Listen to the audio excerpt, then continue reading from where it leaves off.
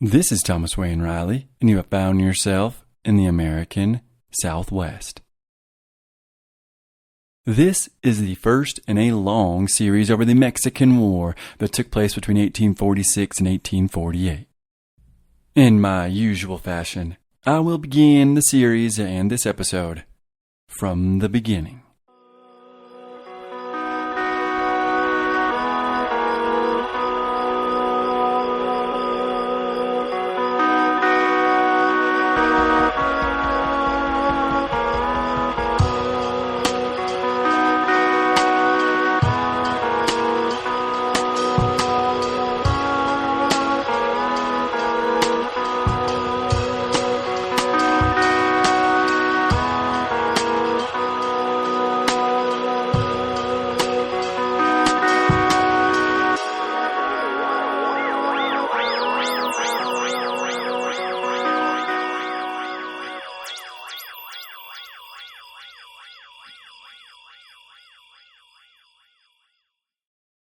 One crowded hour of glorious life is worth an age without a name. Thomas Osbert Mordaunt. It does not appear to me possible that there can be a land more lovely. William Dewees, after entering Texas. History doesn't go from point A to point B like a train on fire barreling down the tracks. That being said, there are rare cases in history where all the players knew where the train was going before it left the station. The Texas Revolution became inevitable once we purchased Louisiana in 1803. The Spanish had feared it for quite some time. In 1799, a certain Lieutenant Jose Cortez would remark, "The other nation that demands our vigilant caution and forces us to contain, in part, its expansion is the new power known as the Republic of the United Anglo-American Provinces. These states, which have risen so suddenly to such a colossal height, have extended to points so dangerously near and surrounded us so closely that we must fear the expansion of their borders over Louisiana and Florida, and the proximity to the province of Texas, where they can enter undetected." End quote. The Louisiana Purchase put the United Anglo-American Provinces all that much closer. After the deceitful transaction between France and the U.S., another Spanish official wrote, quote, "God keep us from their hands." End quote. He would also call the United States government the, quote, "most ambitious, restless, unsteady, caviling, and meddlesome government on earth." End quote. And caviling is to make petty and unnecessary objections. Napoleon pretty much shrugged his shoulders when asked what the Louisiana boundary was, and he said something to the effect of, "It's wherever you make it." Jefferson had the audacity to claim the Louisiana Territory border was the Rio Grande, and that would mean Albuquerque and Santa Fe were within the U.S., as well as the entirety of Texas. One Spanish governor called Americans, quote, "distinguished only in their color, language, and the superiority of their depraved cunning and untrustworthiness." End quote. By the late 18th century, Spain had tried multiple times to populate the land of Texas. But eventually, a certain Marquess de Ruby, he realized that settling it was a waste of money, time, and lives. Although San Antonio de Bexar, or at that time Bejar, Nacogdoches, and a handful of other Spanish towns remained. But the Apache, the Caddos, the Comanche, the land itself, they had all conspired to make life a little too difficult to maintain in Texas for the Spanish authorities. It was mostly there as a buffer zone to keep the French, the English, the Indians, and eventually the Americans out of New Spain proper. But in 1791, the first Americans began probing Texas defense. I talked about this man a few times in the Zeb Pike series, but Philip Nolan, an Irish-born Kentuckian, was the initial filibusterer into the Spanish colony. Now, I did not know this when making the Zeb Pike series. But you'll never guess who Nolan worked for a little bit and whom Nolan thought of as a mentor. I'll give you a hint. It was Pike's mentor as well. You guessed it. War for Independence hero, general, governor, and spy, a man the Spanish simply called Agent 13, James Wilkinson. Well, in 1791, Nolan came into Texas from French Louisiana for the purpose of capturing and selling wild mustangs. In Nolan's first incursions, he had a passport, so he was technically legal. He met the governor of Texas and even the general of the interior provinces. But by 1800, the Spanish began to grow leery of him, so they revoked his passport. That did not bother Nolan, though. And in 1800, while in communication with, and probably under the direct command of, Wilkinson, again, I wish I'd known that in the Pike series, but in 1800, Nolan led about a dozen men into the territory where they built corrals in a little log fort on the Brazos River. This did not settle well with the Spanish authorities, so after 5 long months of the Americans setting up shop in Texas, the leader of the Presidio at Nacogdoches rode out to meet Nolan. Tailing him were 120 armed men. After being blasted with grape shot for a bit, Nolan tried to rally his men for a defensive fight, but during the rally, Nolan took a bullet to the brain. The rest of his men surrendered. While I spoke on the fate of a few of these men in the Zeb Pike series, I found a great paragraph in the book Big Wonderful Thing, A History of Texas, and I'll read it to you now. His men were taken to San Antonio and then to prisons in Chihuahua and San Carlos. They were eventually tried and found guilty of taking up arms against Spain. They were sentenced to 10 years of hard labor, though one day a colonel came to read them a decree from the king, informing them that one of their number must hang. To decide who would die, they threw dice out of a glass tumbler onto the head of a drum. The man with the lowest score, and hence the one to be executed, turned out to be the oldest of the filibusterers, 53-year-old Ephraim Blackburn. He was led off the next day to the gallows, after being baptized as a Catholic and confessing his sins. The rest were dispersed into solitary confinement in different prisons. One of them, a restless young man from Tennessee named Peter Ellis Bean, who would survive to live a colorful life that included fighting under Andrew Jackson at the Battle of New Orleans, serving as an officer in the Mexican Army, becoming a wealthy landowner in Texas, and marrying 2 women at once, reflected on his imprisonment in his memoir. The most affecting passage was an account of his relationship with a small lizard he discovered in his cell. He tamed the lizard and called him Bill. I found, the lonely prisoner wrote, that he was sincerely my friend. End all quotes.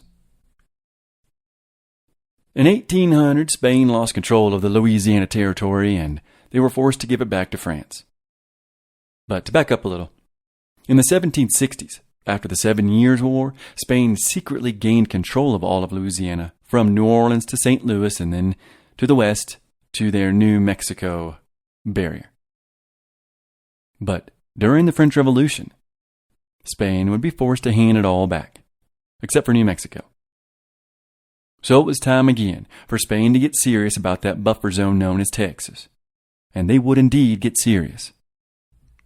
As I went over extensively in the Pike series, in 1806, the U.S. and Spain almost went to war over the boundary of Louisiana. Spain sent troops twice into the territory that America had just bought from Napoleon, and this almost forced Jefferson to declare war. But it was stopped at the last minute when the aforementioned Agent 13, Wilkinson, made a deal with the Spanish that put the boundary at the Sabine, and they made a no-man's land. Aaron Burr, man who killed Hamilton when he was vice president to Thomas Jefferson, he had the whole Burr plot, with Wilkinson and even Andrew Jackson, to take over northern New Spain, including Texas and New Mexico, and form their own empire. See my Pike series for that. Which is why I did the Pike series before I started my Mexican War series. The 2 stories are related. Pike was the first link in the chain that would eventually lead to the Southwest being owned by the United States. But there is another important man who was a link in this chain. That man is General Antonio Lopez de Santa Anna. It may seem a bit early in the story for his appearance, but the future rebellion we will get into was not that man's first time in Texas. Santa Anna, or the Napoleon of the West, as he called himself. Which, that's pretty cool. If I were to become a warlord in New Mexico, I would call myself the Napoleon of the Southwest.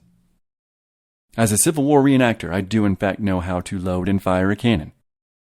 And I know exactly where one is parked right now. Theoretically. Santa Anna was a tall, handsome man with dark hair and light skin, who wore large Napoleonic hats, consumed opium, womanized, and also, he feared water so much that he found it difficult to cross rivers. Which, in Texas, is not an advantage to have that fear. Even still, the man was a good soldier who once beat a Spanish invasion hell-bent on taking back Mexico. He also fought in many wars against the various Mexican Indios, and in one of those battles he was shot through the hand by an arrow. But he was obviously very full of himself, and he once declared, "Man is nothing, power is everything." He also was quoted as saying, "Were I made God, I should wish to be something more." Stephen Harrigan, in his book Big Wonderful Thing, he described him as, quote, "both disciplined and insubordinate, strategic and heedless, decadent and devoted." End quote. At only 19 years old, in 1813, Santa Anna first stepped foot in Texas. He was under the command of a General Joaquin de Arredondo, whom he would learn a lot from, which was unfortunate for our Texans later in the story. Santa Anna was in Texas in 1813 for the same reason he'd be in the territory in the 1830s, to put down a rebellion. In 1810, a certain Father Miguel Hidalgo y Costilla decided to follow the Americans and the French, and he formed an insurrection to expel the yoke of Spain. Desperate not to entice the Americans to join in the fight, the Spanish had to act decisively to put it down. Interestingly, at the time of this insurrection, a man named Salcedo was the governor of Texas. He too was quick to see the violence and rhetoric, and he wanted to put it down. Salcedo was the nephew of the Salcedo from the Zeb Pike series, the Commandant General of the Interior Provinces. Well, Salcedo was arrested by the revolutionary junta in San Antonio de Bejar, although, within a year, Salcedo would be back in office, and all of this rebellious garbage would be torn asunder, and Hidalgo's head would be on display somewhere in Mexico. Even still, the insurrectional tension was simmering just beneath the surface, in Mexico and in Texas. And the man to sense that tension and attempt to use it for his own ends was Jose Bernardo Gutierrez de Lara. He was a wealthy man from below the Rio Grande, but he wanted to continue Hidalgo's revolution. So in 1811, he snuck into Texas from the south, entered the United States, and eventually made his way all the way to the capital. There he would meet with Secretary of State James Monroe. Monroe offered to send the U.S. Army into Texas to help him, but Gutierrez refused that offer. But word would get out, and eventually an army of filibusterers would amass to help the Mexicans. One Nashville newspaper would precede the sentiment of the Knights of the Golden Circle, when in 1812 they would write, "Behold, the Empire of Mexico, a celestial region whose valiant sons are now struggling for their independence as we struggled for ours 30 years ago." End quote. An American special agent in Louisiana would even write to Monroe as the filibustering army grew, and he would say, quote, "The volunteer expedition from the most insignificant beginning is growing into an irresistible torrent that will sweep the crazy remains of Spanish government from the interior provinces and open Mexico to the political influence of the United States and to the talents and enterprise of our citizens." End quote. One of these filibusterers was an American man named Augustus McGee. This man would even quit West Point to join the adventure. and he gathered 60 men to help him. They would call themselves the Republican Army of the North. And they would indeed march into Texas, and they would take Nacogdoches without firing a shot. They would then march south towards the Texan town known as La Bahia. It was on the San Antonio River, only about 40 miles from the Gulf. La Bahia was also on the main road, El Camino Real de los Tejas, the same road Pike had taken during his escort back home. The American and Mexican force would easily take the town, the mission, and the all-important Presidio. And then their numbers would grow, and by now they were anywhere from 600 to 900. Their ranks were filled with Americans, Mexicans, Royalist Army deserters, and even Indians. This would be called the Green Flag Rebellion. To take back the important town, Salcedo and 1,000 men sieged the fort for 4 months, but to no avail. They were forced back to San Antonio. But during their retreat, the Americans pursued them, and a battle erupted a few miles from San Antonio. The Republican Army of the North, now led by Gutierrez and Samuel Kemper, after Augustus McGee died from an illness, they won this battle as well. In San Antonio, the American and the Mexican leaders forced Salcedo to turn over San Antonio with an unconditional surrender. Samuel Kemper promised Salcedo and his men that they would be spared the death penalty after their trial.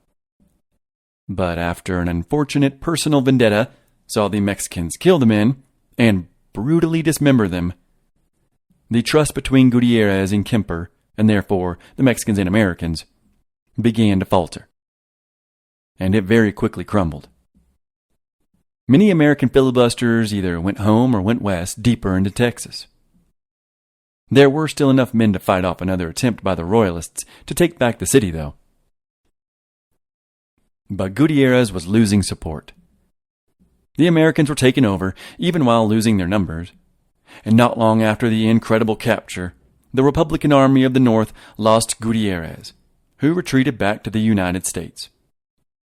Even still, the Green Flag Rebellion now claimed Tejas was the Republic of Texas. Now it is 1813, and Santa Anna, under Arredondo, has just arrived to take back San Antonio. By August, they'd be near the town, and in that month, the Battle of Medina would occur. A battle whose precise location has been lost to time. But apparently, 4 years afterwards, travelers would stumble upon the bones of those slain that day. The Mexican contingent of the Republican Army was now led by a non-Mexican Cuban named José de Alvarez de Toledo. Obviously, the Mexicans distrusted him, but the Americans liked him. By the time the army heard that the Royalists were coming, they had a whopping 1,400 warriors. Their plan was to ambush the Royalists in the forests. But unfortunately, it did not work out that way, and after the long march, a march towards entrenched Spanish forces, they walked right into a trap. The tired and thirsty men walked into a trap without their artillery or animals. Although the Republicans fought bravely for 4 hours, they broke down eventually and began to retreat, at which point the Royalist artillery and cavalry cut them to pieces. The slain were either left on the ground or torn apart, and their limbs were hung from the trees of the forest. In San Antonio proper, Arredondo killed hundreds of civilians who were suspected of helping the invaders. Their heads were hung in the city's plaza until they slid from their pikes. After the recapture, Santa Anna was cited for quote-unquote great bravery. He would stay in Texas for a year, in which time he would be caught forging Arredondo's signature so he could get paid early. After being caught, he would avoid serious punishment with his charm, but he would be forced to sell everything in his possession, including his sword. But that was just a small hiccup on the road to the presidency for His Excellency Santa Anna. This whole affair, though, would cause half of the Spaniards in Texas to leave. So the Royalists won the little war, but it would be a Pyrrhic victory. Texas would be even more vulnerable after the Green Flag Rebellion. Only a few years later, in 1819, a man named James or John Long wanted to accomplish what the Republican Army of the North in the Green Flag Rebellion had failed to do. He wanted to hand Texas over to the United States.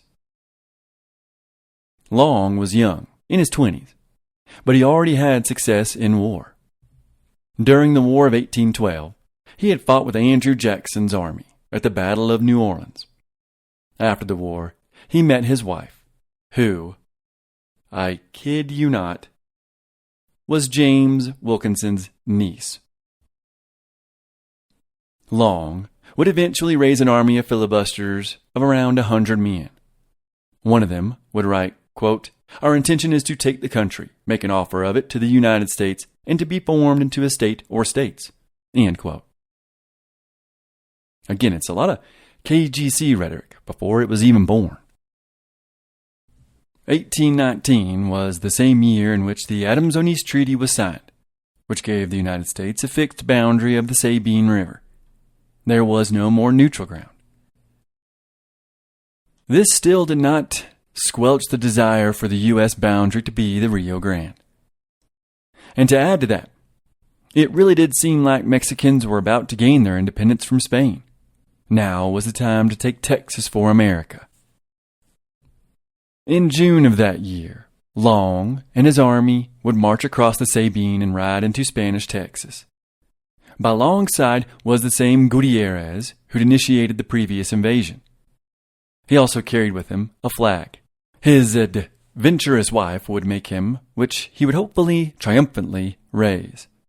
It was a red and white striped flag with a giant white star. Just like the previous invasion, Nacogdoches was taken without a fight. But that's not surprising, since for the umpteenth time during its existence, it was practically abandoned. And this time it was thanks to the Arredondo's retaliations. That was no bother to Long, who, once arriving, unfurled his wife's flag and declared Texas the new Texas Republic. Long would be its president, and Gutierrez was vice. But of course, it was not meant to last, and around 600 or 700 Spanish fighters were sent to Nacogdoches to take it back. And at this time, Long was headed towards the coast to meet with the infamous Jean Lafitte. He was going to his private pirate island, that island being Galveston. Now, I love Jean Lafitte. I love his dark and stony bar in New Orleans. He was such an incredibly interesting man. He was a privateer, aka a pirate, a smuggler, a slaver, and he effectively had maritime control over the coast of Texas. Long was there to give the pirate a governorship or some such other office. It is unknown if he ever got to meet the man, though, because while he was gone, the Spaniards scattered the spread-out American forces at Nacogdoches and ended this briefly lived Second Texas Republic. But Long was not finished. Despite barely making it out of Texas alive, he wanted to try again. And this time his wife was on board. Well, no surprise, she's related to James Wilkinson. The two arrived to Jean Lafitte's island in 1820 to once again ask the man for help. But the man was busy getting the heck out of Dodge. He had been accused of piracy by the U.S. government, and he wanted to keep his neck its current length. Even still, once the Longs arrived, Jean Lafitte invited them to dinner. And there's a funny paragraph in Big Wonderful Thing that talks about Long's wife's impression of Jean Lafitte. And I will read that to y'all now. Many years later, Miss Long gave an account of the evening to a friend, who colorfully recalled that Jane found Lafitte not to be, as her imagination had foreseen, an uncouth giant, ferocious in temper, and in manners as rough and boisterous as the winds and waves he dealt with. Though Jane was struck by his physical presence, in particular his fierce black eyes, she thought him to be a rather boring pirate, politely uncommunicative and altogether unjocular. End all quotes. I mean, that's a little lame, but I still think of him as awesome and dangerous. In New Orleans, Long would raise another army of 50 men, despite the U.S. government's protestations.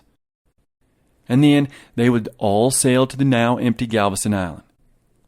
Jean Lafitte had hightailed it out of there, but he'd left enough lumber and stuff for this Republican army to build a fort with.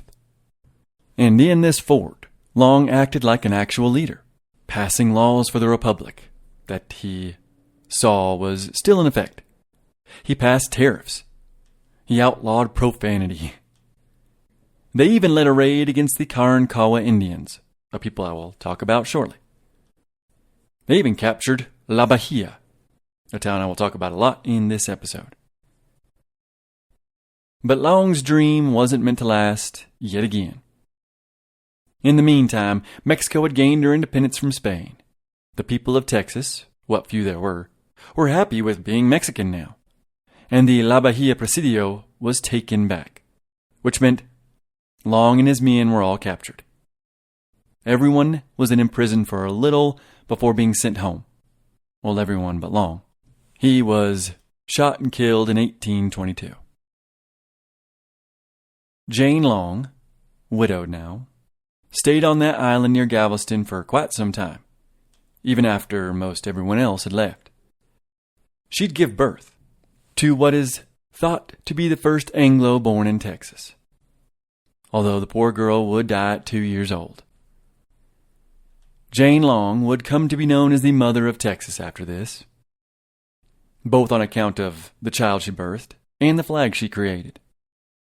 She would live to be 82, and during her life, she'd become wealthy, own a plantation, and become friends with both Sam Houston and Mirabeau Bonaparte Lamar, two men I will mention in this series. Houston in this episode, and Lamar would fall in love with her, although nothing would come of that affection. I'd really quickly like to deviate from the story and tell y'all some numbers regarding Texas and the Southwest in general, since we are at the start of the Mexican War series. In 1820, there were 3,500 Spaniards in Texas, and there were pretty much 3 towns, one of which is Nacogdoches. It would be abandoned on account of Indian raids, Arredondo's reprisals, and other such incidents.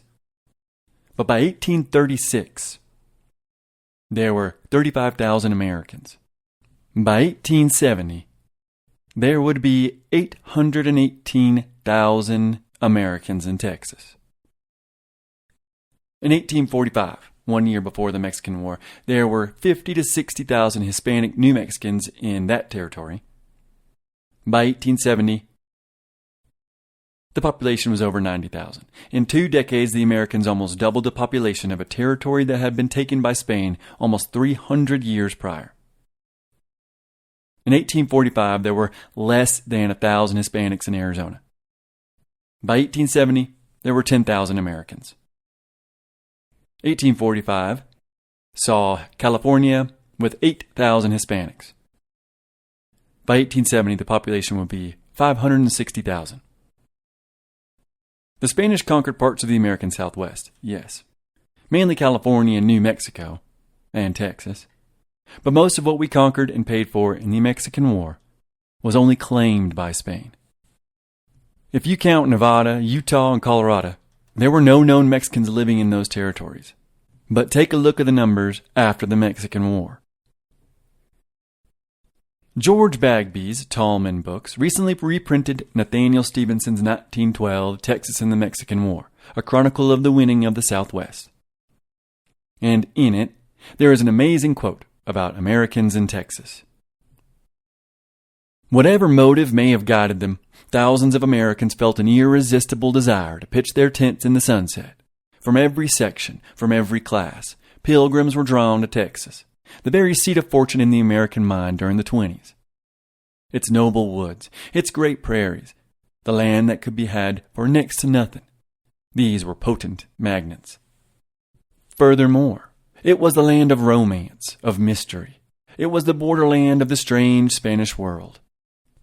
To the adventurous soul, it called in the deep murmur of the forest, in the wind across the trackless prairie, "I am the unknown." To the dreamer of democracy, it whispered grimly of possible revolution, of the last death struggle between the people and the kings.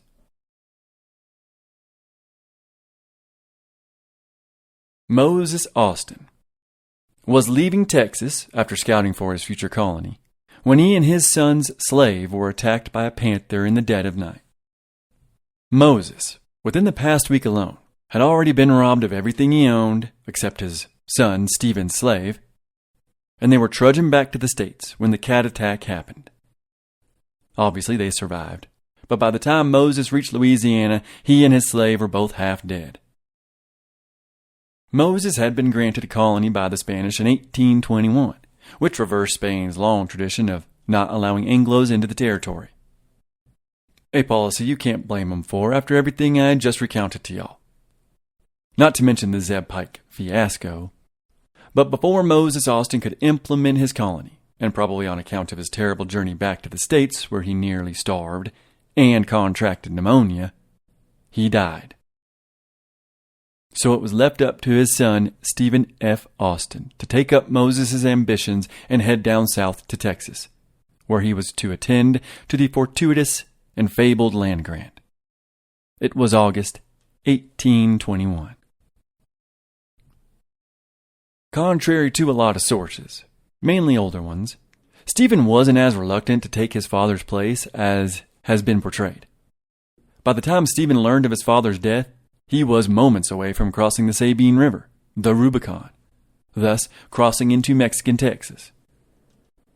And all the while, he had been promoting his father's colony in newspapers across the land. Stephen was met at the border by the leader of San Antonio de Bejar, the alcalde by the name of Erasmo Seguin. The group then traveled from the nearly abandoned Nacogdoches for some 300 miles south to San Antonio. Austin recorded in his journal that Texas was, quote, "a wild, howling, interminable solitude," end quote. But as he traveled, he gained first a respect and then a love of the land. And on his journey in this year, a rider from San Antonio met them and proclaimed the glorious news of the independence of Mexico. Stephen F. Austin then celebrated with the rest of his companions, and he ate Mexican food for the first, but certainly not the last, time. What did this independence mean for Stephen F. Austin and his colony? Would the new republic keep their word? Austin certainly hoped so. For the time being, though, the Spanish, now Mexicans' word was still true, and for a bit, Austin would explore the land his father had gained. He traveled to La Bahia. He traveled the coastal plains. He saw buffalo, deer, wild horses, and alligators. He saw rolling prairies, thick forests, and many a river, and a lot of soil he enjoyed and sought to tame. Eventually, he came upon a spot on a bluff above the Brazos River, and he wrote it was, quote, "a most beautiful situation for a town or settlement," end quote. This place would be the heart of his future colony, San Felipe de Austin.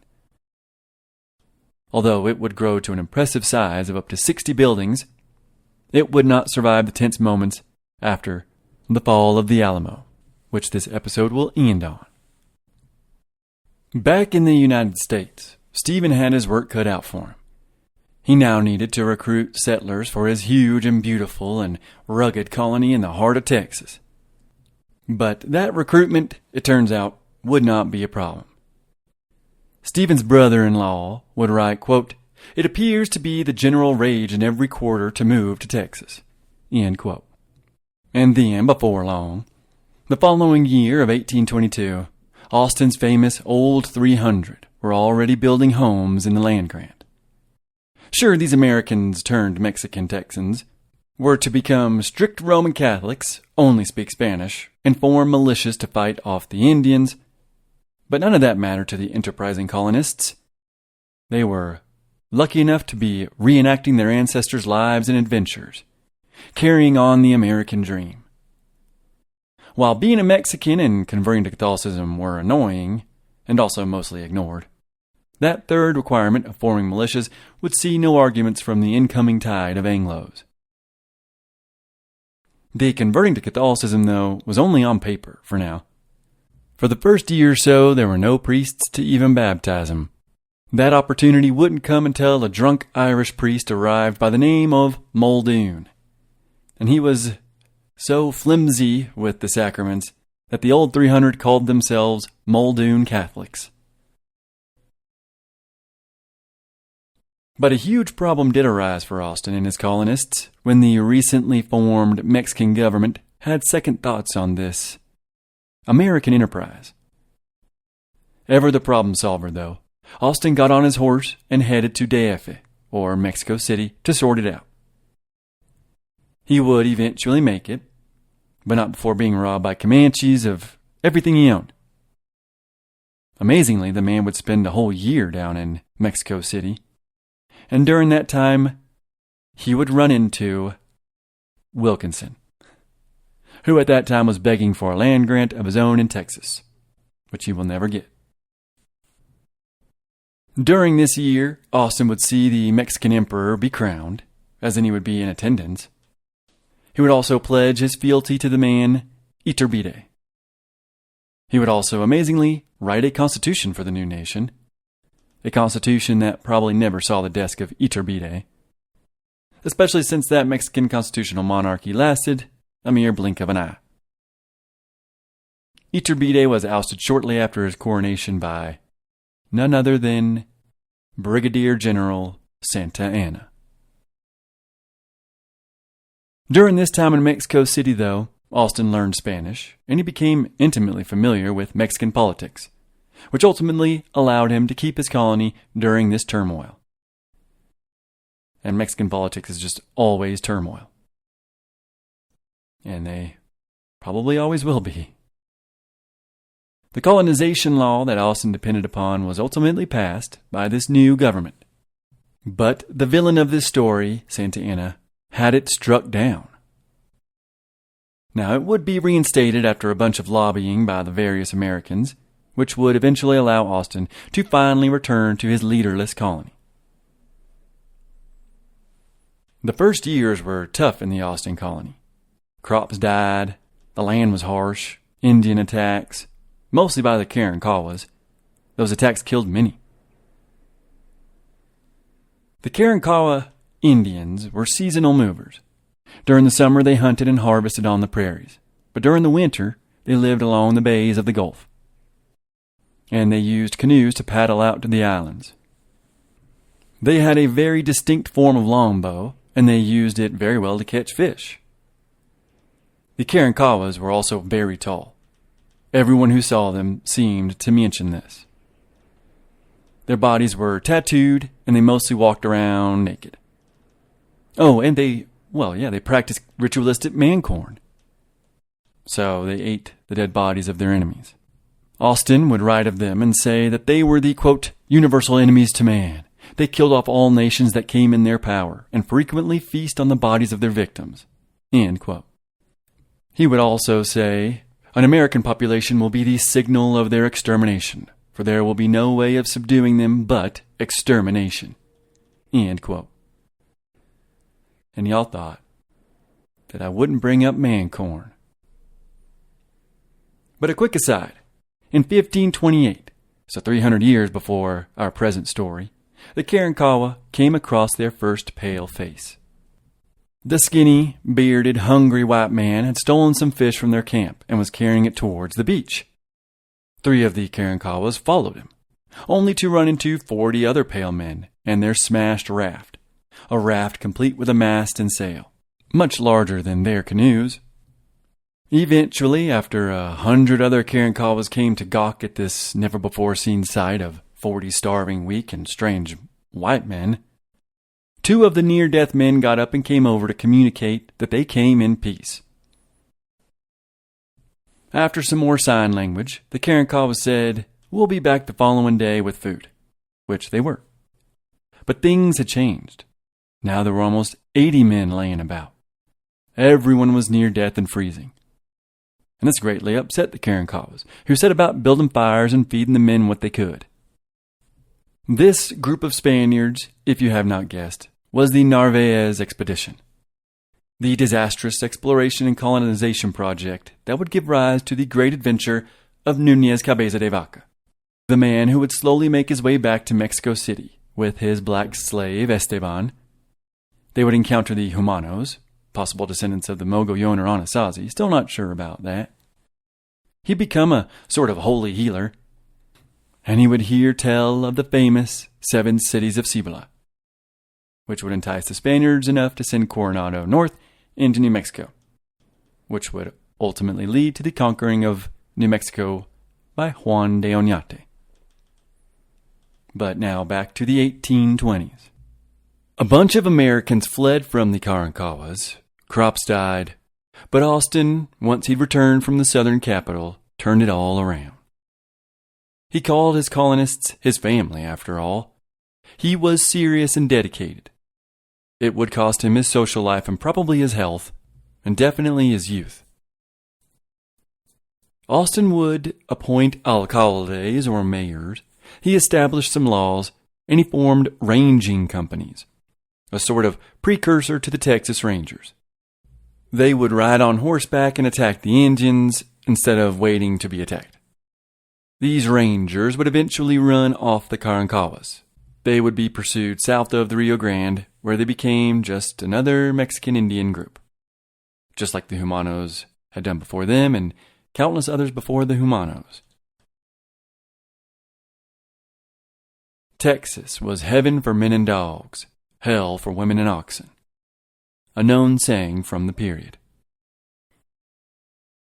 In 1824, the newly established Mexican Constitution combined Coahuila and Texas into one state and put the capital at Saltillo, 500 miles from the settlers. Obviously, this opened the door for more Americans and less oversight from the Mexican government, which at first was okay with the colonists. But eventually it would be cause for resentment.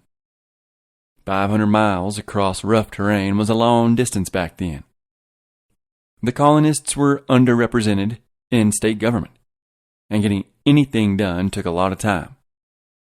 Austin's people felt like they were on another planet. By 1830, there were 4,000 Americans in Austin, and 16,000 in Texas, 4 times the Mexican population. A lot of these Americans were the opposite of Austin. Since 1825, the Mexican government had allowed around 30 more men like Austin to settle Texas, although only half of those were successful in getting colonists. These newcomers, though, they wanted Texas for America, or even Texas as its own republic. And they did not care for Mexico's Catholic and Spanish requirements. One Mexican at the time commented on the Americans moving in and said that they, quote, go about with their constitution in their pocket, end quote. Many colonists thought that the Mexicans had been and were squatting on American soil, and the boundary would and will be the Rio Grande. Austin was seeing this as well, and he agreed with the Mexicans. These newcomers to him were strangers to each other, to me, and to the laws and languages of the country. They come here with all the ideas of Americans and expect to see and understand the laws they are governed by. And many, very many of them have all the licentiousness and wild turbulence of frontiersmen. End quote. He would call these newcomers leather stockings. Not all of the newcomers were criminals or vagabonds, but they were a different breed from his old 300. These new colonists were proud Jeffersonians who planned on living out Jefferson's dream of an empire of liberty. I have spoken on early America's religious belief in radical revolution and the constant need to fight tyranny many times on my show, from Zebulon Montgomery Pike to the Confederacy. But Walter Lord, in A Time to Stand, puts it perfectly. Liberty. That was the word. It was no idle catchphrase then. It had yet to lose its shine through misuse and overuse. Far from it. The very sound stirred Americans to the depths of their souls. In 1835, barely 50 years after Yorktown, there were many people still alive who knew the exhilarating call of freedom. Even some who had fought for it in battle. And many had a father or uncle or brother who had been at Breed's Hill, Cowpens, Valley Forge. For these people, liberty, anybody's liberty, had very real meaning. It was something to fight and die for. To this legacy of their fathers, these Americans added a touch of their own, a romantic rediscovery of heroic Sparta, glorious Athens, the chivalry of gallant knights. For this was the great romantic revival, the age of Byron and Scott. End quote. Despite Austin losing his one-man control of his colonists, the colony was doing quite well. The Americans, the Texans I suppose, they built brick buildings and sturdy log cabins. They built forts and towns and plantations, and they did this within a few years.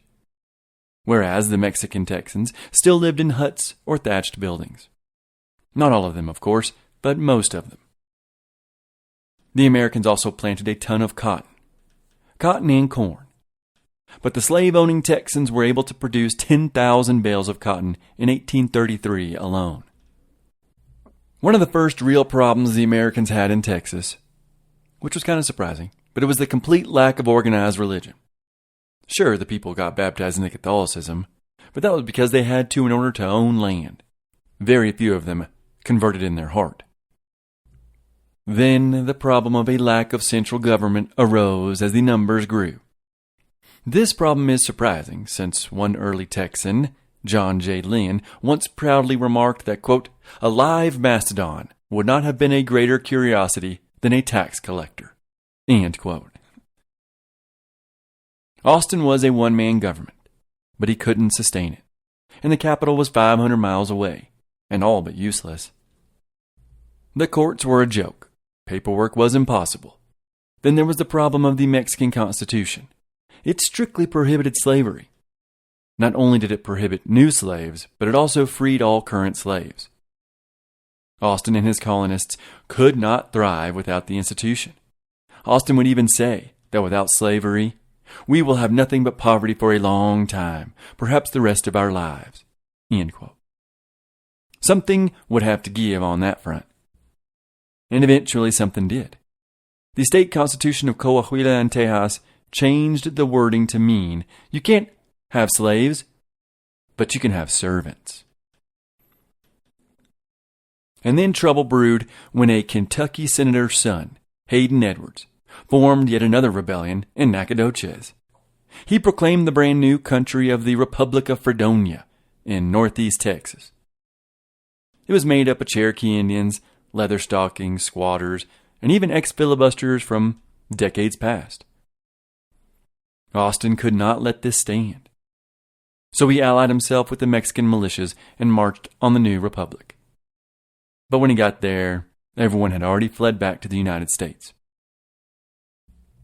It was around this time that Austin would write to his brother-in-law and say that he now had, quote, something like disgust towards the world and human affairs. End quote. Tension was brewing in Texas, and the more Americans that entered, the more it would start to boil, and it was about to spill over the top. In the late 1820s, Mexican political winds shifted yet again. Santa Anna had formed another bloody coup that went poorly, while he avoided any consequences. And then in 1829, Mexico swung towards dictatorial centralism, and the new leader, Anastasio Bustamante, was not a big fan of the ever-Americanizing and ambitious Texans. He did not trust them. He did not like that they outnumbered the Mexicans, and Bustamante had plans to take away some of the Texans' freedoms that they had slowly carved out for themselves from the governor over the last decade. One of his first acts was to militarize Texas with convict soldiers that were to man new forts and posts throughout the territory. These soldiers, upon completing their terms, were then to stay on the land and be a balance against the Americans. He then banned any more American immigrants, except to Austin's colony, since Austin was so well liked by the Mexican authorities. But again, he was not the only leader of a colony in Texas. By now there were more than 15 others. Oh, and Bustamante again banned slavery. He also, and most importantly, the Texans lost their duty exemption on essential goods and services. This would be called the Law of 1830. It was also around this time that Austin began to secretly harbor feelings of wanting to split from the Mexicans. He wrote to his cousin and said, quote, "One word from me now would annihilate every Mexican soldier in Texas."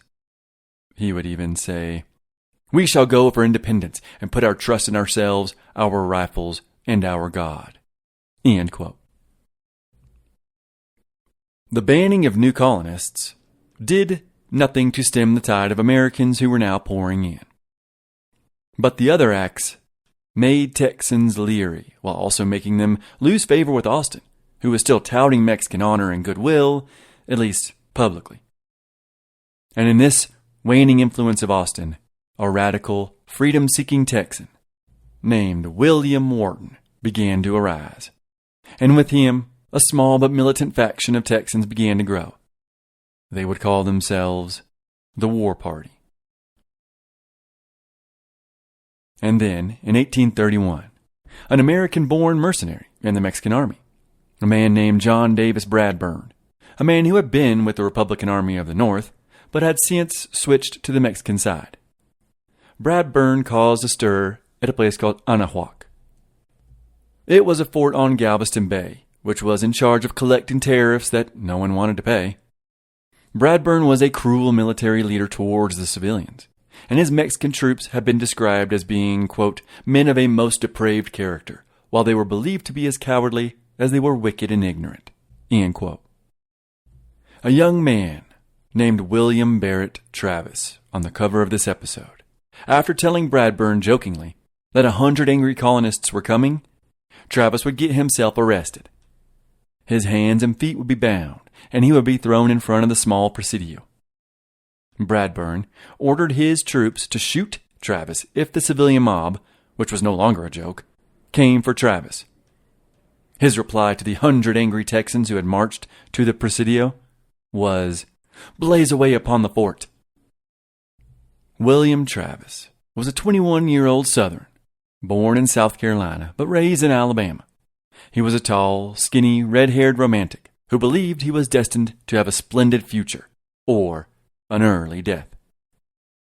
One of his friends wrote of him and described him as being, quote, "very ambitious. He hungered and thirsted for fame, not the kind of fame which satisfies the ambition of the duelist or desperado, but the exalted fame which crowns the doer of great deeds in a good cause." End quote. Around San Felipe de Austin, which is where he would move to after this incident, he was known for gambling, his white hat, and his red pants. Like many Texans, he was on the run from his past in the States. He had failed at a marriage, failed at being a father, failed at being a newspaper man, and failed at being a lawyer. But he would not fail at freeing Texas. Lord describes Travis as being, quote, "intensely self-centered. By the time he was 23, he had already written his autobiography. He liked to dramatize himself and had a deep, almost mystical sense of mission." End quote. With time, Travis's businesses in Texas began to take off, and although he loved the women, he would eventually want to settle down with one in particular. But that was a year or two away from right now. Travis will be central to the story of the Alamo. Eventually, Travis would be freed, and Bradburn would be relieved of duty, a small win for the Texans. Meanwhile, another group of Americans, or Texans, who were armed with a cannon, which had been given to them by the Mexican government to repel Indians, Well, they were marching upon the same fort, Fort Anahuac, to free Travis. But when they were about 80 miles away, on June 26, 1862, they were intercepted by Mexican troops. A quick and furious battle then ensued. The first battle of the Texas Revolution. In the end, 5 soldiers and 10 colonists were killed before the Mexicans threw down their arms and fled the scene. A few months later, in October of 1832, the Americans, I should quit calling them Americans, the Texans, held a convention where they planned on asking the capital for more freedoms and autonomy. They would meet again in 1833, but I'll talk about that in a little bit. At first, the Texans placed their hope in a certain man who had recently started a civil war, General and future President Santa Anna. But obviously, that hope would be misplaced.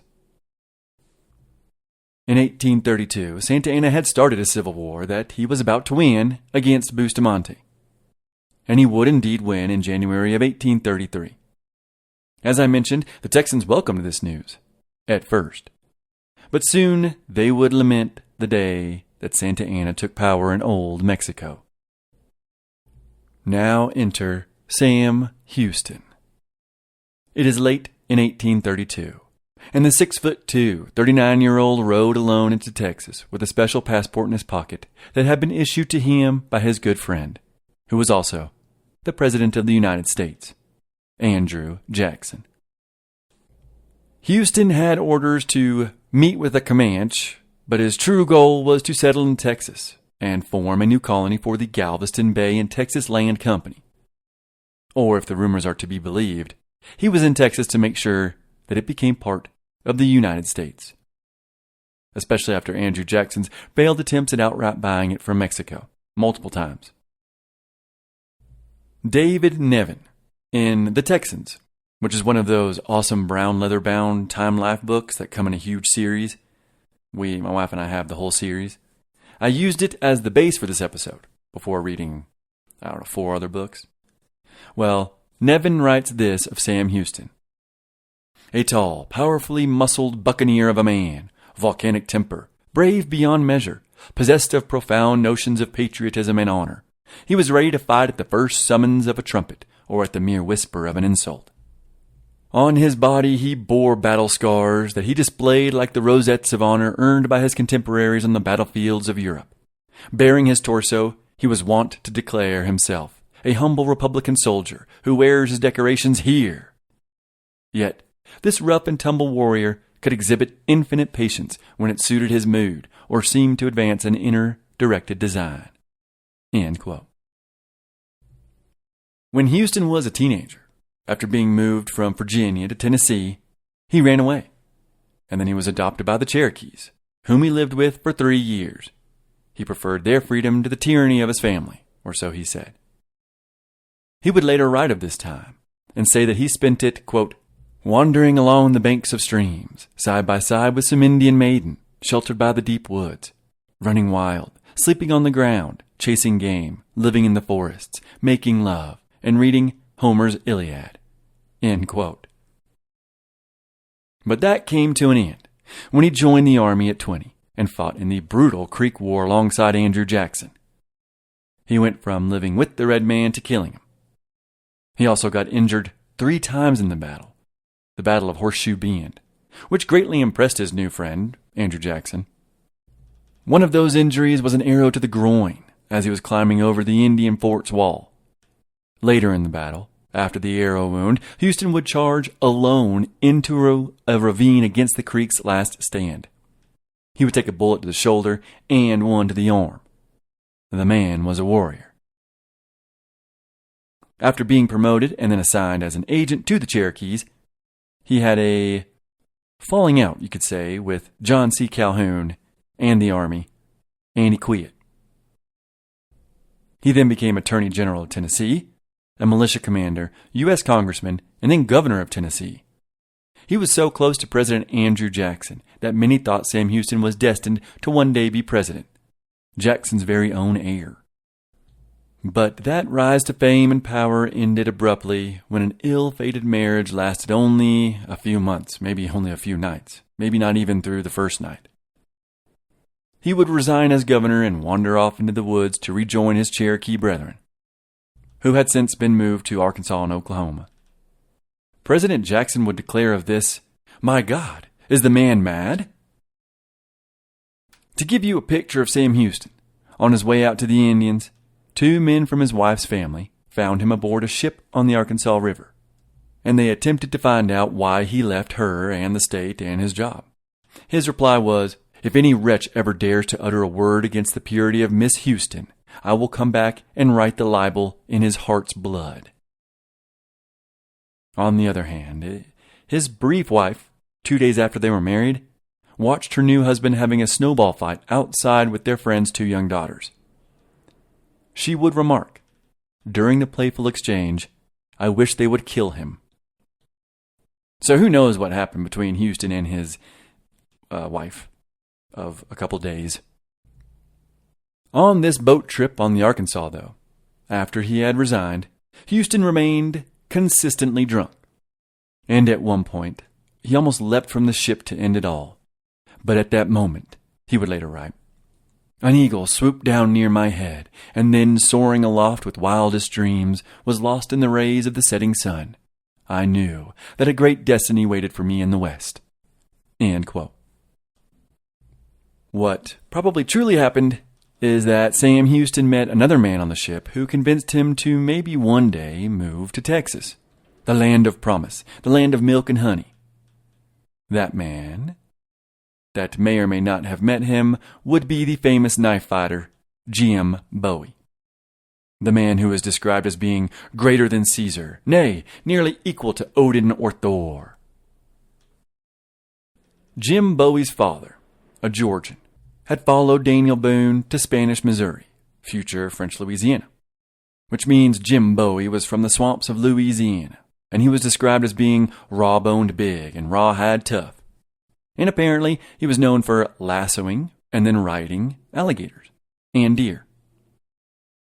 My mother's side of the family is from Louisiana, and I would not be surprised to learn they too once rode alligators or lassoed deer. Jim's brother had probably been a part of the Republic Army of the North and the Green Flag Rebellion, although it is unknown. And Jim himself was most definitely with Long on his ill-fated filibustering affair. So Bowie knew Texas. He also knew Jean Lafitte, and he'd eventually do business with the pirate. Jim Bowie made his money smuggling slaves with Jean Lafitte and speculating on land by forging Spanish land grants and then selling them. 2 not-so-great endeavors, but hey, a man's got to make a living. And he made a lot of money doing both. Harrigan, in Big Wonderful Thing, describes Bowie as a, quote, "convivial and magnetic figure and a natural leader, but he had a simmering lethal temper," end quote. And a friend of his described him like this: "When fired by anger, his face bore the semblance of an enraged tiger," end quote. He got famous for knife fighting when in 1827, 2 men were dueling with 2 pistols. Both men missed both shots, so the seconds, the men who were to oversee the fight and step in, you rarely see those in the movies, but duels had seconds, and Bowie was a second for this duel. And when no one was killed, actually, the 2 men who were set to duel but missed, they ended up shaking hands and calling the whole thing off. They were friends now. But the opposing seconds wanted nothing to do with peace, and they decided to fight it out. This battle on a sandbar of the Mississippi saw Bowie disembowel a man and rip another to shreds with his butcher knife. Or, as he put it, he cut the man's heartstrings. But Bowie, he was shot in the chest with the bullet piercing his lungs. He was shot in the hip, and he was stabbed 7 times. Bowie would then flee to Texas to escape the law. So as the saying went at the time, he'd gone to Texas. GTT. Then a few years prior to meeting Sam Houston, after moving to Texas, and after creating the knife now named after him, Bowie got into another fight or rather, he was jumped by 3 knife-wielding assassins. Apparently, a saloon keeper Bowie had previously slashed in a fight. The man was a fighter. Well, this saloon keeper hired these knife thugs to kill him. But it did not go as planned. The first guy to attack Bowie was immediately nearly decapitated with 1 slash. The second guy cut Bowie's leg before he got his guts ripped open. The third guy, he got his head cut in 2 from skull to chin, allegedly. Jim Bowie also hunted for lost treasure. He nearly died from malaria, fought with Indians, and escaped from Mexican custody. One Indian battle saw he and 9 friends fend off over 160. But Bowie wasn't all blade. He was a very reliable friend, and he was always there when you needed him. He and Houston were particularly close. He was also a great husband to his beautiful blonde Spanish wife, whose very rich father was the vice governor of Coahuila y Tejas. She was a Veramindi, which you will hear about later. She always ended her letters to him with, "Receive thou the heart of thy wife." Jim Bowie will be at the Alamo. Houston will again stay with the Cherokee for 3 years. His adopted family would rename him from the Raven to Otsitiarditaski, or Big Drunk. Although at one point he sobered up enough to go to Washington, where he found himself slandered against by a Yankee politician. So Houston brutally beat the man in the street with a hickory cane. He would go to trial for a month in D.C. And interestingly, his lawyer was none other than Francis Scott Key. But Francis Scott Key was much better at writing songs than being a lawyer, so Houston defended himself. He was a bar-accepted attorney, after all. Although found guilty, his speech brought down the house. This entire affair brought him out of his drunken stupor and self-loathing and shot him into history. Now, with passport in his pocket and a hope for the future in his heart, Sam Houston had made it to Texas as the Civil War, much further south, was ending in late 1832. His first stop was in the largest Anglo city in Texas at that time, the previously abandoned but now reborn Nacogdoches. Houston would visit 2 old friends, Henry Raguet and Adolphus Stern. Stern was the richest man in that old town, and Houston was there to find out how to meet with Austin. Houston then went to San Felipe, where he ran into Jim Bowie and his aristocratic wife, Maria Ursula de Veramindi. The Veramindis were one of 3 Mexican families who held a lot of sway in San Antonio. And then, after meeting with the Comanches, Houston was back in San Felipe, where he finally met Stephen F. Austin. They apparently had a lengthy but private conversation.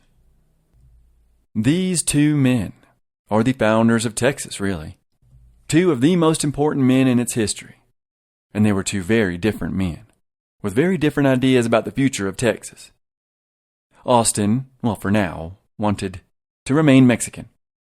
And Houston was an unapologetic American patriot.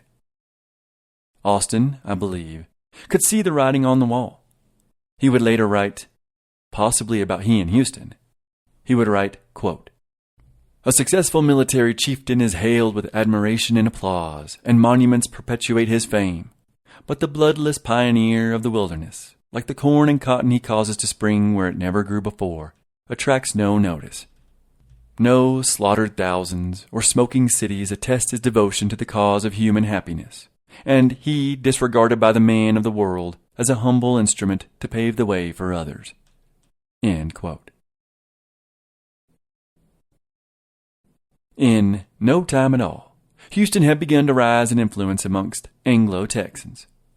When he returned to Nacogdoches after meeting Austin, he learned that the town had elected him to be their leader at the April 1833 convention, where the Texans were going to again petition the president, now Santa Anna, for more autonomy and freedom and a return to the 1824 Constitution.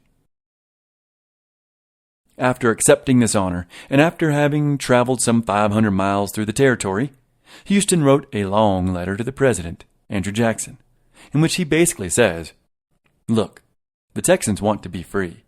The Mexicans are in civil war. If you want Texas, now's the time." Jackson's reply, if he did at all, is unknown to us. In a letter to a friend in 1833, Sam Houston would write, "Texas is the finest portion of the globe that has ever blessed my vision." In April, Houston was at the illegal convention, which saw Austin lose the presidency of the convention to the aforementioned radical William Wharton. At the convention, Wharton and Houston would write a constitution for the state, which they were going to send to Santa Anna. Predictably, the Constitution was extremely similar to America's, and actually it was modeled after the state constitution of Massachusetts. The convention then handed the Constitution over to Stephen Austin, who, despite his ailing body, was to hand it over to Santa Anna way down south. Santa Anna, though, not to get too into the weeds, he had turned on those that had originally backed him, and he was utterly failing at ruling Mexico. Once Austin arrived and he saw this, he sent a letter back to Texas, basically saying, "Y'all should just form your own separate republic. You'll get no help from here."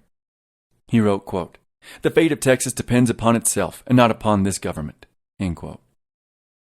It was a striking change of pace for Austin, who had so often appealed to his colonists to be loyal to Mexico.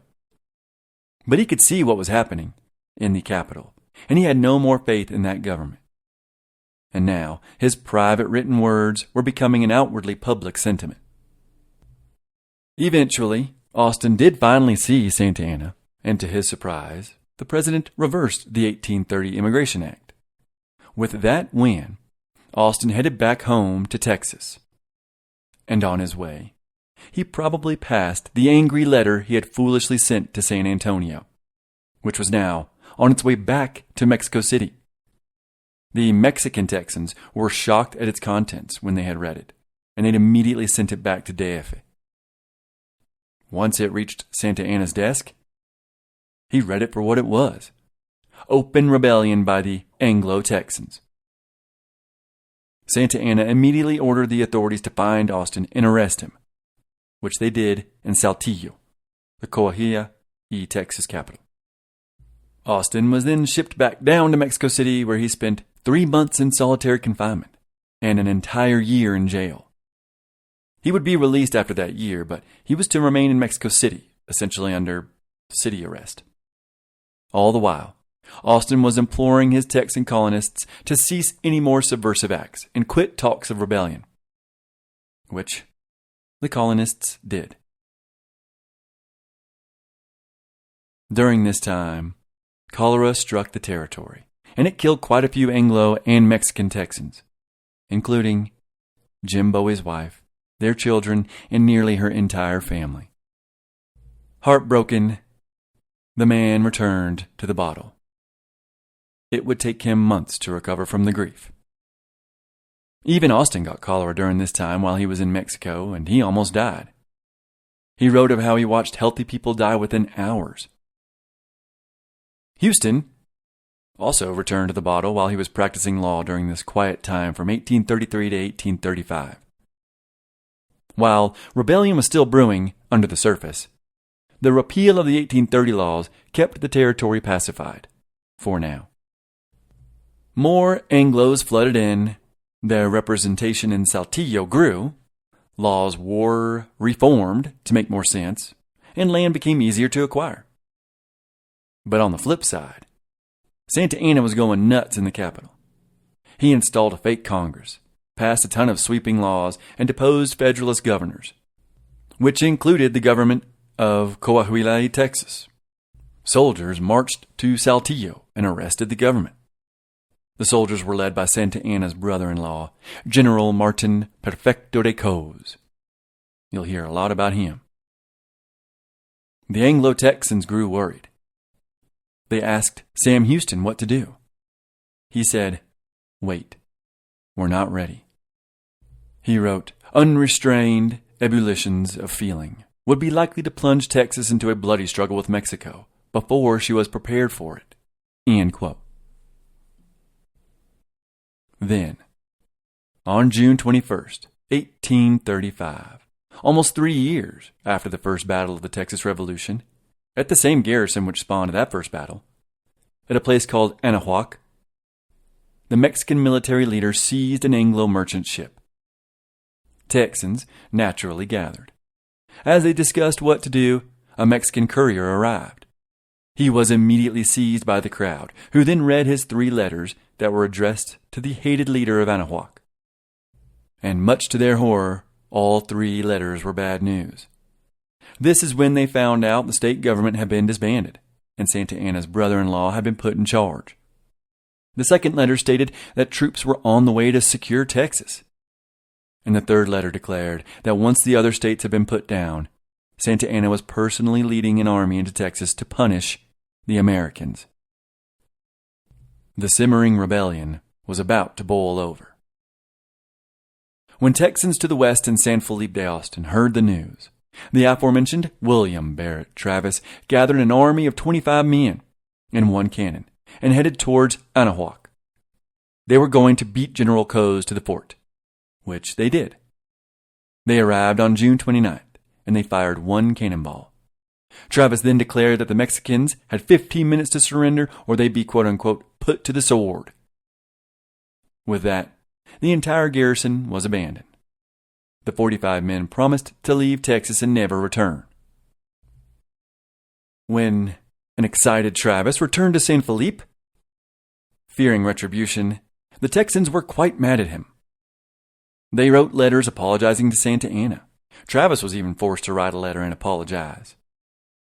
"I'm sorry for shooting a cannon at y'all, no hard feelings. But you did tie me up and order your men to shoot me." In private, though, Travis felt ashamed. He really was sorry that he'd started the rebellion so soon. He published an article in the local paper asking people to reserve judgment on him. General Coase, though, did have hard feelings, and now he was on the warpath. On September the 1st, after 2 years of imprisonment and traveling, Stephen Austin returned to Texas. But he was a changed man. He again wrote to his cousin after seeing Santa Anna in person. He wrote to her about the fate of Texas. He said, quote, "A gentle breeze shakes off a ripe peach. Can it be supposed that the violent political convulsions of Mexico will not shake off Texas so soon as it is ripe enough to fall? The fact is, we must and ought to become a part of the United States." End quote. Austin then openly said to the radical William Martin of the War Party and the colonists that he called family that Santa Anna was a, quote, "base, unprincipled, bloody monster. War is our only recourse. No halfway measures, but war in full." End quote. Immediately across the land of Texas, committees of public safety sprang up in defense of liberty. The people now had to defend themselves. Houston would send dispatches to the states. Daniel Cloud, a man I will introduce later, would write, quote, "The cause of philanthropy, of humanity, of liberty, and human happiness throughout the world calls loudly on every man who can to aid Texas." End quote. In Texas, the colonists and settlers prepared and began marching to meet Coase, who had just landed an invasion army on the Texas coast at Copano. Meanwhile, the Mexican commander in San Antonio, Colonel Domingo de Ugartecha, sent 100 ill-trained convict soldiers east of that city towards a place called Gonzales. Their orders were to retrieve the cannon that had been on loan to the Anglo-Texans. When word spread of the coming troops, the Texans sent out a call for defenders. Despite the cannon being useless by now, the Texans weren't going to let the Mexicans take it. Gonzales was a struggling colony 70 miles from San Antonio that had been led by a man named Green DeWitt. DeWitt had served during the War of 1812 before being given a land grant in Texas.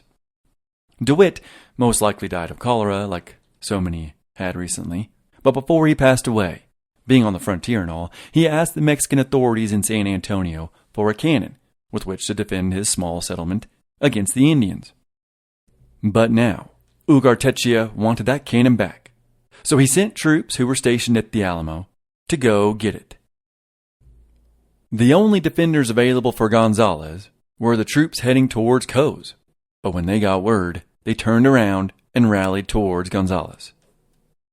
Once there, they were joined by other Texans and the residents of that town, which brought their number to over 160, which was a lot more than the 18 or so who first taunted the arriving Mexicans.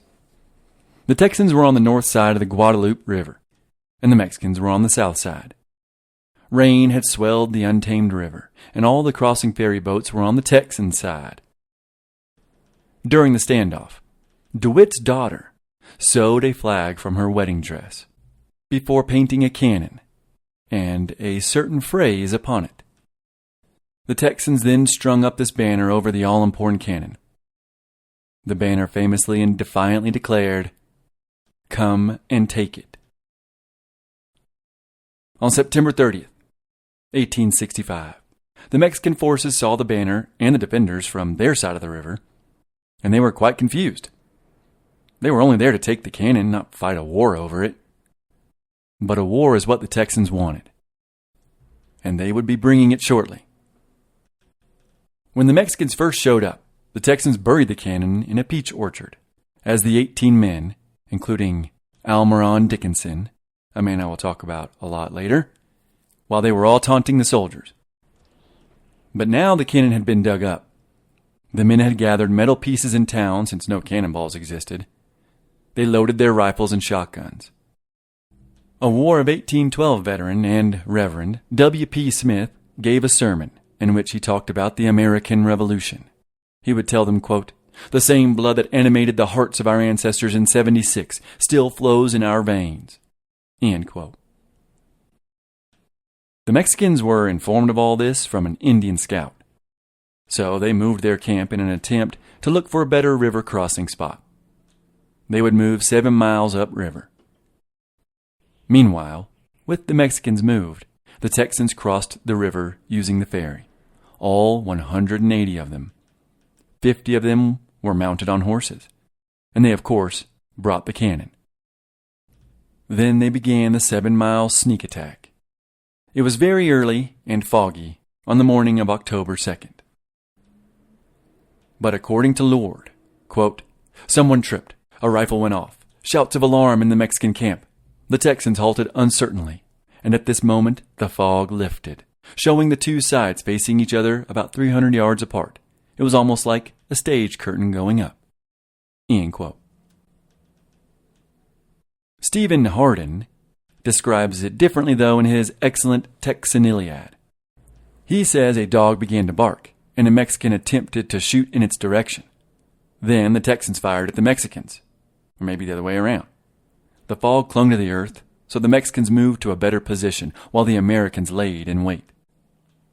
Hidden behind trees and shrubs, under cover of darkness, the Texans knocked down a fence so they could fire their all-important cannon. When the sun had risen, there was sniping from both sides, until finally, the Mexican commander ordered a cavalry charge. After seeing this, the Texans retreated to the river, but injured a Mexican. The fog was still thick on the ground, but soon it would lift, and when it did, the commanders from both sides met in the neutral ground. But there was no understanding to be had. When the Texans returned to their lines, the cannon was ordered to be fired. With that cannon firing came the cracking of the Texans' rifles. Shouts from the defiant Texans followed, and then they charged. But no battle was to be had.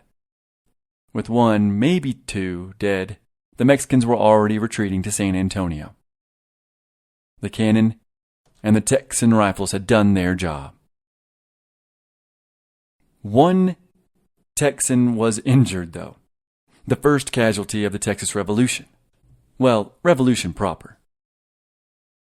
Noah Smithwick, who was there, describes the injury quite well. One of the Texans, quote, "took a header from his horse thereby bringing his nasal appendage into such intimate association with Mother Earth as to draw forth a copious stream of the sanguinary fluid. End quote. He got a nosebleed. Of this all-important battle, Hardin says, quote, militarily, the clash outside Gonzales accomplished little, yet its political significance was immeasurable. End quote. It was an easy win in the now openly declared Texas Rebellion. They would have a few more easy wins before the real war began. After defending Gonzales, the Texans received word that Coase had stationed a small group of soldiers in the town of Goliad, about 100 miles southeast of San Antonio. I have mentioned Goliad a few times, I believe, but by a different name, La Bahia. The Mexican officials had changed the name recently, so now it was Goliad.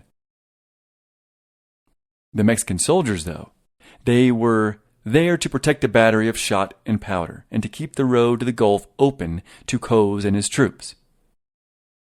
On October 9th, a week after their first victory, the Texan rebels snuck into town. They would use axes that were given to them by the local Tejanos, and they would bust through the Presidio's doors. They found their way into the commander's quarters and forced a surrender. The Mexican soldiers, hearing the commotion, began firing until the Texans screamed for a surrender.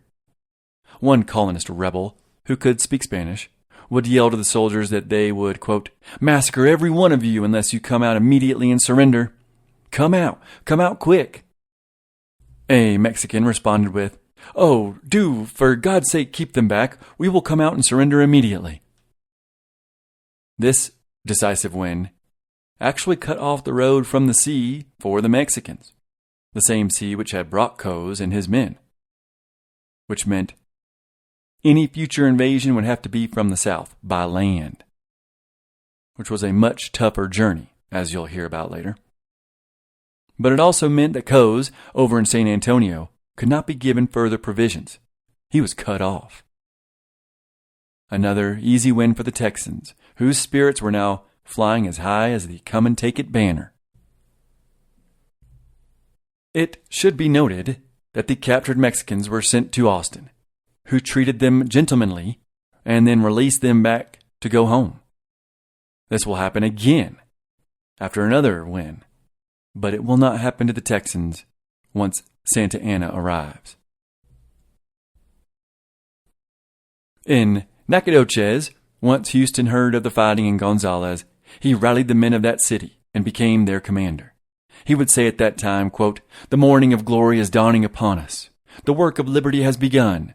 End quote. He and his men would set out for San Felipe de Austin shortly afterwards. Over in Gonzales, after the successful defense, 500 more Texans poured in to volunteer to fight, although that number would shrink to 300. But the problem was, they needed a commander. The only man everyone knew and whom everyone could trust was Austin. So despite being near death at only 42, and having no experience as a soldier or commander, he accepted the job. After sorting the unruly soldiers into companies, Austin had no choice but to follow the war-hungry men on their first campaign. They were going to attack Coase, Ugartechea, and their 600-some-odd soldiers with 20 cannons in San Antonio, a city that had, by now, been fortified and barricaded. The Army of the People would leave Gonzales on October 12th, with the Come and Take It banner hoisted above them. They even dragged the cannon behind them as they marched, although they'd abandon it about halfway once its wheels fell off. This army was quite the spectacle. They carried Spanish gourds to hold their water. Austin complained that they had more men than guns. And truthfully, they had very little powder and bullets. One soldier recorded what the ragtag group of volunteers looked like. This is Noah Smithwick again, so you know it's going to be fun. This is what he wrote of the now cherished Federal Army of Texas. Buckskin breeches were the nearest approach to uniform, and there was wide diversity even there, some being new and soft, and yellow, while others, from long familiarity with rain and grease and dirt, had become hard and black and shiny. Boots being an unknown quantity, some wore shoes and some moccasins. Here a broad-brimmed sombrero overshadowed the military cap at its side.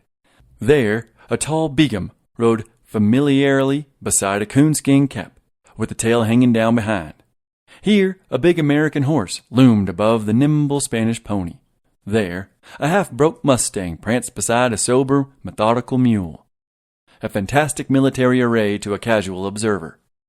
But the one great purpose animating every heart clothed us in a uniform more perfect in our eyes than was ever donned by regulars on dress parade.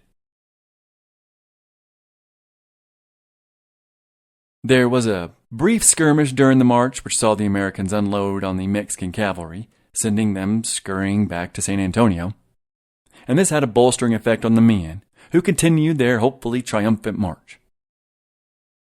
On the 15th of October, Juan Seguin, the son of the man who first rode with Austin through Texas all those years ago, he approached the Texans and told Austin that there were many Tejanos in San Antonio who were on their side. And he and a friend even had around 30 men who could ride and act as cavalry, which was much needed for Austin. On October 27th, the Texans were less than 5 miles outside San Antonio. To scout ahead, Jim Bowie led 92 men, who were to ascertain the lay of the land and find a good command area. In his company was a Georgian named Fannin, who I will introduce later. They would find their good staging ground in a mission about 500 yards from San Antonio. Concepcion, the mission, was on the San Antonio River. It would be a perfect place for the Texans to lay siege. Bowie, against orders, decided to pitch camp at this spot in order to save it. I'm on base. It was a fateful decision. The following morning, Coase had learned of this force under Bowie, and he sought to destroy it. Apparently, a priest from the mission had snuck out and informed the Mexican general. In thick, heavy fog, the Mexicans approached. The Texans could sense their approach, and then a crack broke the morning's eerie silence. A bullet crashed into a Texan. But thankfully he was unhurt. He shouted, "Boys, the scoundrels have shot off my powder horn." The Texans were prepared. The previous evening, Bowie had split the men into 2 groups. The men assumed their positions, and they used their knives to cut steps into the steep riverbank. That way they could use the ground as cover after popping up to take shots at the approaching soldiers. At 8 a.m., the battle began. The Mexicans fired volley after volley as they marched behind 2 cannons that they had brought. The Texans returned fire from behind the riverbank. The Mexicans then opened fire with the cannon's grape shot on the entrenched scouts who were dug in under pecan trees that lined the bank of the river. The grape shot then dropped loads of fresh pecans onto the Texans, who, cool as cucumbers, cracked them open and ate them. The Texans' shots were slow and deliberate, and soon enough, the Mexicans' losses began to pile up. Snipers took out the men loading and firing their artillery a whopping 3 times, which silenced them for the most part. Now the Texans were even more free to cut down the incoming soldiers. The Mexicans, firing the whole time, failed to do any damage whatsoever. One Texan wrote that they were harmless. Quote, "We wondered to see that their balls often fell short of us." End quote. And then the balls that did reach their target literally bounced off of the Texans, leaving only a bruise. I have been shot by a ricochet shotgun pellet while bird hunting. It hit me on the shin. Didn't even break the skin, but for a moment, I was hesitant to look down at my leg. My friend yelled from the forest after I gave a very manly shriek, "Did I hit you?" Actually, he's French. He's like, "Did I hit you?" "You certainly didn't hit the bird," is what I should have said, but I actually just now thought of that, and it's too late to go back and say it. One man there, Penn Jarvis, had a bullet bounce off his Bowie knife during the battle, which forever gave him the nickname Bowie Knife Jarvis. The real game changer for the Texans was A, their Kentucky rifles, which could hit a target at 200 yards. B, the Mexicans' short rifles, which were far too inadequate. And C, the Mexicans can't aim for crap. I have mentioned that before in the Apache series. Santa Anna will train his army in the coming months, and he will be appalled that they didn't fire their enormous guns from the shoulder. And when they did, they didn't even look down the sights. But one Texan was in fact felled by the Mexicans, but only one. Richard Andrews came up out from the cover of the bank and ran to his comrades through an open space where the river did an oxbow. Half of Bowie's men were on one side of the bend, and the other half were on the other side of the bend. That's where Bowie had put them the night before. So essentially it forced the Mexicans into their crossfire as they approached the Texans, who were crouched behind the steep earthen bank of the river. Andrews ran in the open to his comrades, whom he thought were about to be overwhelmed. For it, he took a whiff of grape shot, which tore him open. As Andrews lay dying, the Mexicans felt bolstered. They'd finally got one of these rebels. They pressed even harder through the open field and directly into the Texans' far superior rifles. Hardin, in Texas Iliad, describes what happened next. Demoralized, the Mexicans began to fall back, first as individuals, then as squads, and finally as whole companies. The dispirited soldados fled as Bowie led a headlong charge upon the cannon, and a battle standard abandoned in the hasty retreat. The soldados became even more discouraged when the Texans turned the artillery and peppered them with their own grape shot. Fire from the captured ordnance killed the mule driver atop a caisson, and as he tumbled to the ground, the team careened through the shattered Mexican ranks. End quote. William Barret Travis arrived as the Mexicans were fleeing, and as they attempted to head back into San Antonio, he led a cavalry charge right through their numbers, killing even more of them. 76 of the Mexicans would be killed or wounded on the 28th of October. Only Andrews died for the Texan cause. But unfortunately, it was an agonizingly long death. He was peppered with bullet holes, and the grape shot had torn through his bowels. He begged to be put out of his misery, but none dare kill a comrade. He would attempt to open his wounds further to hurry his death. The Texans only looked on in horror. After this, yet again easy win, the Texans knew better than to assault San Antonio, Coase, and his 1,400 regulars. Despite Austin desiring to press their advantage, so the rebels laid a siege instead. Elsewhere, the Texans pressed their advantage. On November 3rd, 40 men rode out from Goliad, formerly La Bahia. And they were doing this in the hopes to take another Mexican fort at Lapantitlan. It just so happened that at this exact same time, the Mexicans of that fort had left to capture Fort Defiance at Goliad. The two were hoping to take each other's castles, and they did not meet on the road, although they would meet shortly. The Texans, led by an Ira Westover, captured Lapantitlan without firing a shot, after forcing the depleted Mexican forces within to surrender. But the Texans were rather disheartened when they learned this fortress was nothing more than a quote-unquote second-rate hog pen. Inside were 2 cannons, but no cannonballs.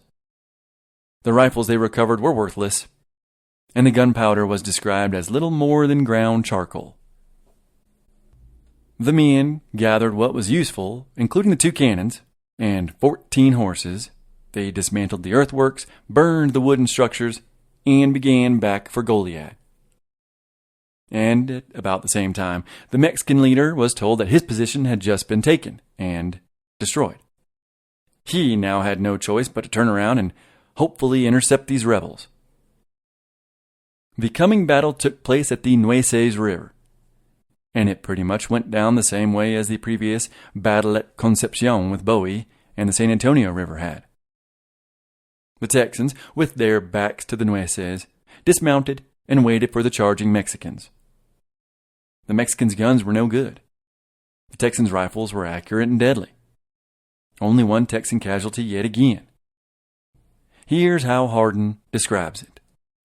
The inaccurate Mexican fire claimed but one victim, Sergeant William Bracken, had just shot down an enemy soldier and was reloading. He never finished. A half-ounce slug struck his right hand, sweeping away 3 fingers. Continuing on its path, it fractured his left hand as well. Bracken enjoyed the dubious distinction of being the only insurgent wounded at Nueces Crossing. End quote. The Mexicans lost 5 killed, 17 wounded, and 20 missing. Among them were the mayor or alcalde, the judge, and the sheriff of San Patricio. One Texan at the battle would write that they had taken on, quote, 70 out of the enemy and flogged them like hell, end quote. But the victory was short-lived. Immediately after the battle, a storm, a norther as they're called in Texas, roared in with cold and heavy sideways rain. The men, soaked and freezing, with the roads getting muddier, decided to throw the cannons in the river, which they did. They then headed into San Patricio and took shelter in the Tejanos' homes. The following morning, the Texans allowed the injured Mexicans, who had been staying out all night in the miserable cold conditions, they allowed them to be brought into town and cared for. The surviving Mexicans all ran to a town called Matamoros, a town which will be important on account of a later aborted invasion attempt that will see half the defenders of San Antonio leave before the Battle of the Alamo. Westover and his successful men would then head back to Goliad. Eventually, after riding 150 miles south toward San Antonio, Sam Houston would arrive on a little yellow Spanish stallion. Apparently his legs were almost dragging the dirt. Despite being offered command of all the troops by Austin, Houston refused. He was not there to fight. Yet. He was there to gather delegates for the convention that had been postponed on account of, well, the war. It seemed silly to hold a delegation while besieging over 1,000 Mexican troops. But the Americans wanted everything to be by the book. Houston wanted this rebellion to be legitimate. Remember, he had very good friends in very high places just across the border. So Houston took all the delegates up to San Felipe de Austin, who weren't officers, which meant Austin, William Wharton, and other important men. They were not able to attend. But Houston and Bowie were there. Bowie was obliterated drunk, and Houston apparently looked, quote, very much like that of a broken-down sot and debauchee, end quote. Regardless, on November 3rd, 1865, the delegation met to decide if they were seeking independence or seeking to uphold the 1824 Constitution as loyal Mexicans. In the end, they chose to remain Mexican. But they wanted to form their own Mexican state. So they appointed a man named Henry Smith as governor. They also decided that Austin would be sent to the U.S. to gather arms, men, and money from the states to support their cause. Austin gladly accepted this relief from commanding troops that he could not muster out of their drunken stupor. Bowie was also sent to defend the Presidio at Goliad, which again is today called Fort Defiance. Houston was given command of all Texan troops from here on out, except those sieging San Antonio at this moment. Those troops were handed over to an Indian fighter named Edward Burleson. The at this time 37-year-old Edward Burleson would later be called by the Texas legislature the hero of 30 battles who was never known to retreat. In the United States, the public were glued to the news of Texas. It was like the American independence movement all over again. Newspapers and committees everywhere gave loyalty to Texas and praised the fight. $1,500 came from Mobile, $3,100 from Macon, Georgia, $5,000 from Nashville, $10,000 was raised in New Orleans. Volunteers signed up to go and fight, too. Thousands of men abandoned what they were doing, grabbed their rifles, and made for the Texas border. Almost all of them would be too late for the Alamo, but they would be a boon to the larger revolution. There were the Major Ward's Georgia Battalion, Captain Duval's Kentucky Mustangs, Captain Shackelford's Red Rovers of Alabama. Germans, English, Scots, Irish, and Americans from both the North and the South made their way to Texas. 120 of these volunteers were given fresh, completely gray uniforms, and they were called the New Orleans Grays. Which, I did look it up, and they did not inspire the Confederate gray uniform. That inspiration came from American Cadet Gray, which were worn by American state militias. So the Confederacy stuck with the symbol of state sovereignty instead of the national federal blues. But back to the New Orleans Grays. These 120 volunteers would cross the Sabine River and be dropped off at Galveston as a much-needed force of fresh fighters. The men who landed at Galveston came with a huge bonus, an 18-pounder cannon. It would be used with extreme lethality at the Alamo. Now, that being said, I also read the 18-pounder may have been left at the Alamo by Coes in the coming battle. I don't know. I like to think that they brought it, but it seems logistically tough. When the Grays arrived, they were given a beautiful flag of blue silk with the words, "First Company of Volunteers sent by New Orleans to Texas." It has a flying eagle in the center of it, which holds a white sheet that said God and Liberty. They would soon fly it over the Alamo.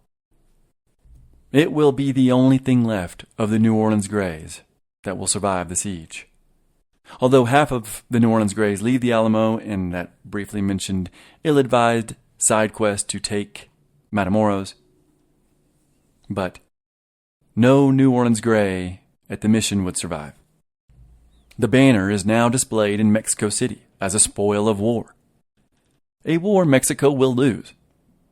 A war that will spawn the Mexican War against America. A war Mexico will also lose. Despite the Texans around San Antonio growing weary, hungry, cold, drunk, and having their resolve sapped out of them, the siege was going successfully. Yes, there were deserters constantly, and yes, everyone was quite soggy from corn liquor. But the cavalry had kept couriers from leaving or entering San Antonio. Travis, ever the hero, raided a Mexican camp of 12 soldiers and stole over 300 horses. Now, that being said, the force of 800 was now down to 600. And these 600 were restless, and again, I cannot overemphasize enough, they were drunk. Austin, before he was relieved, would write to the governor and say, quote, "In the name of Almighty God, send no more ardent spirits to this camp. If any is on the road, turn it back, or have the head of the barrel knocked out." End quote. And then sickness swept into camp, and there was no medicine to relieve anyone. There was barely any provisions at all. The army, which was dwindling every day, down to 450 now, it was on the verge of collapsing. But then a boost came on November 26th. A Texan scout, Erastus Deaf Smith, barreled into camp with news that a column of Mexican troops were on its way. Many thought it was Ugartecha.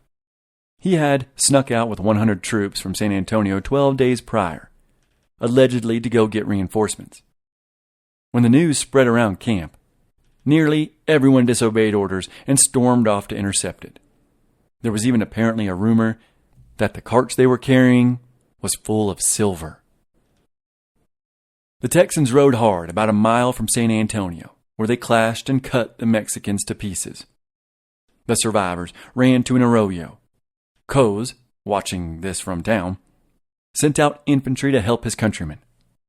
Bowie, who led this assault, despite being ordered to go to Goliad, he realized once these Mexicans arrived that, we were outnumbered.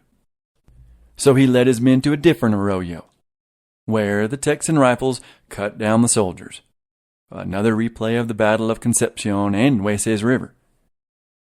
The remaining Texans arrived to relieve Bowie and the men in the arroyo, and surprisingly, these Texans marched well under orders. The two forces then surged upon the Mexicans in the deep arroyo, which forced them to flee. But by now, yet another column of Mexicans had been sent by Coes. This time, they had 2 cannons. Seeing this, the Texans returned to the arroyo for cover. Coes and his men finally understood that they could not fight the Texans if the Texans were under any cover and they were in an open field.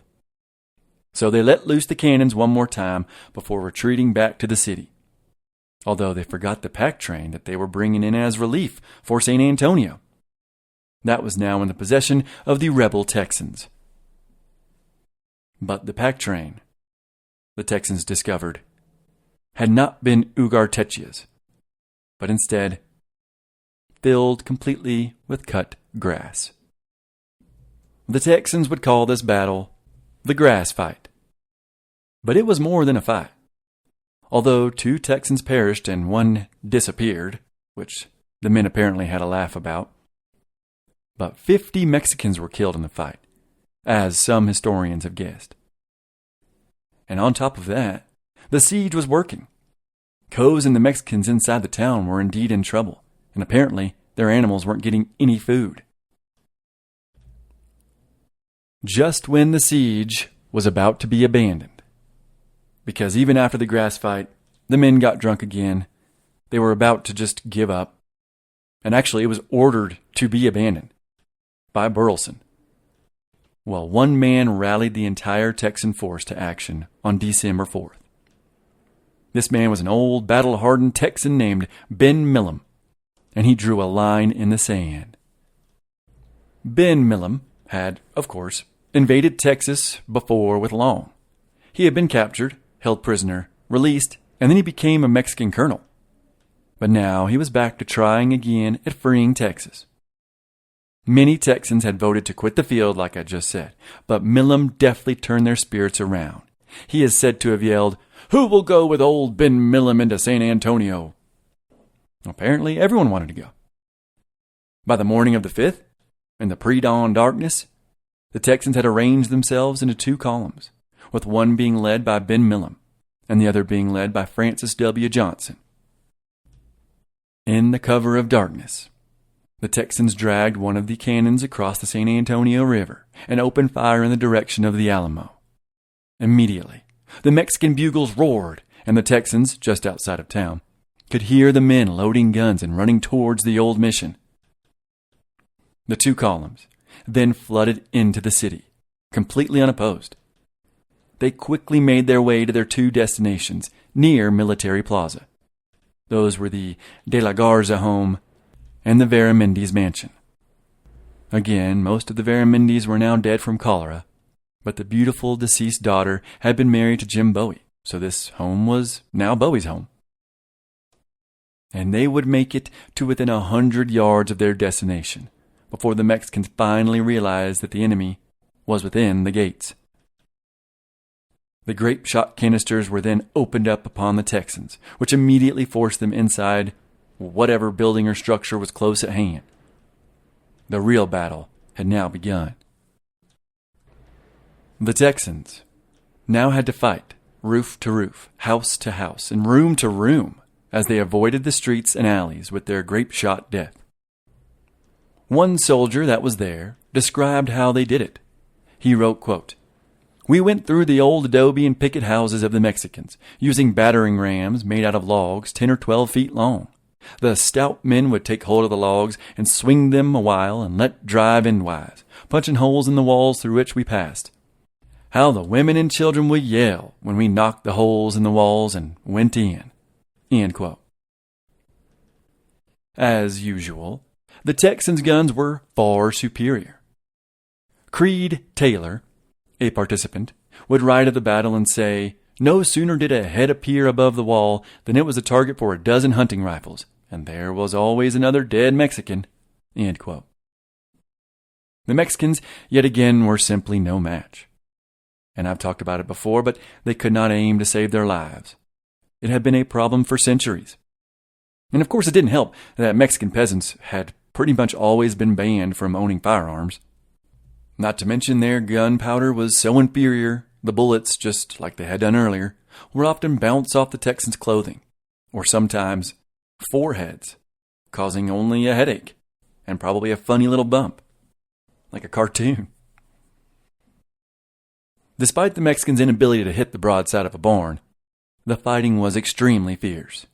And the few Mexicans who had the privilege of shooting a British Baker rifle were in reality just as good of marksmen as the Texans. On the third day, Ben Milam was struck in the head by a Mexican sniper. He died instantly. The sniper had one of these British Bakers, and he had shot Ben Milam from a tree along the river. The Texans saw the sniper and immediately shot him down. But now, Francis Johnson would take over Milam's command, so he was in command of the entire invading force. The death of Milam lit a fire under the Texans. Coase, seeing the Texans' absolute resolve, he began to panic. But his forces in town were still fighting bravely, although they were slowly losing ground with every house they lost. One incredible fortified stone building the Mexicans had been using with deadly precision, it needed to be taken out. And one man, Henry Carnes, decided he'd had enough. The snipers atop the house had been pinning down the Texans, and the fortified windows had been giving the boys hell. Carnes turned to his men and said, "Boys, load your guns and be ready. I'm going to break open that door, and I want you to pour a steady hot fire into those fellows on the roof and hold their attention until I can reach the door. And when I break it in, I want you boys to take a clean dash for that house." End quote. His men were taken aback. "That building is full of Mexicans," said one man. Carnes replied with, "Damn the Mexicans and their escopedas. It's that house or retreat. You men do as I tell you." And an escopeta is their gun. Then Carnes ran across the street, avoiding all the lead thrown his way. He took a crowbar and he broke open that door. Much to his relief, his men had followed him. Hardin writes, quote, "The Mexican occupants had no wish to confront such reckless fighting men. As we entered, one of the rebels proudly recalled, 'It was amusing to see the Mexicans tear out through a partition door.' Several were made prisoners, but were paroled at once, as we had no men to spare for guard duty." There would be no decoration for Carnes, but he had won the admiration and respect of his fellow soldiers. End all quotes. By the fourth day, Coase had lost dozens of men in the fighting, on top of 200 to 250 men and 6 officers who deserted the battle. They were supposed to scour the landscape for Ugartetia's reinforcements, but instead they chose to flee. Finally, Coase would get Ugartetia and his reinforcements, but these men were convicts. They didn't even know how to load a rifle. And before long, they were not only mutinous, but these convicts began attacking the Mexicans, including Coase. Some of his men heard that Coase died at the hands of these convicts. So, on December the 9th, on the 5th day of fighting, Coase gave up. He raised a white flag. Earlier in the day, he had told a lieutenant colonel that, "We are lost," and quote, "save the dignity of our government, the honor of its arms, even though I myself perish." End quote. On this day, Coase would not perish.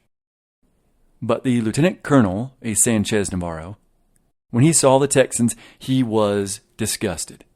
He later wrote, quote, "We were surrounded with crude bumpkins, proud and overbearing. Whoever knows the character of North Americans may appreciate the position in which we found ourselves." End quote. The Texans were still hoping to show Mexico that they were willing to be loyal citizens. Yes, they had been in open rebellion, but it wasn't for the purpose of breaking away and forming their own republic. They wanted what they had been guaranteed from the beginning. They were still hoping to work with Santa Anna, despite just whipping the piss out of his brother-in-law. Francis Johnson would accept the Mexican surrender. He would then feed and dress the wounded, he would show the Mexican soldiers respect that would not be shown to them at this very same spot, or near this very same spot, on March 6, 1836. Johnson then allowed all 1,100 of them safe passage back to Old Mexico if they promised to never come back to Texas and to never take up arms against its residents again. Coase and the men agreed. Johnson then gave them enough shot and powder and weapons to make it back home safely, on account of the many Indians they may encounter. Probably Apache, Lipan to be exact. Oh, and the ever-encroaching Comanche. Mexican dead was anywhere between 150 to 300. The Texans lost 4 men. Only 4. One New Orleans Gray would write, quote, "We considered ourselves almost invincible." End quote. With this absolutely decisive victory, Burleson gave up his military command. Most of the soldiers returned home, and the Texans figured there was no way they could possibly be denied their own Mexican statehood now. Again, no independent republic, no annexation by the U.S., just a Mexican state they would call Texas. To accomplish this, the civic-minded ex-Americans planned to hold yet another convention. Americans are so very fond of their conventions and delegations. But it is important to be legitimate. The delegation was to be held March 1st, 1836. Houston, though, could see what was coming. In his eyes, this was not a resounding win. This was the beginning of a war. The Mexicans under Santa Anna were bound to retaliate. He would write that Texas now, more than ever, needs to be defended. Let the brave rally to the standard. He said it was absolutely necessary to recruit and train a disciplined army to meet the Mexicans who would surely be on their way.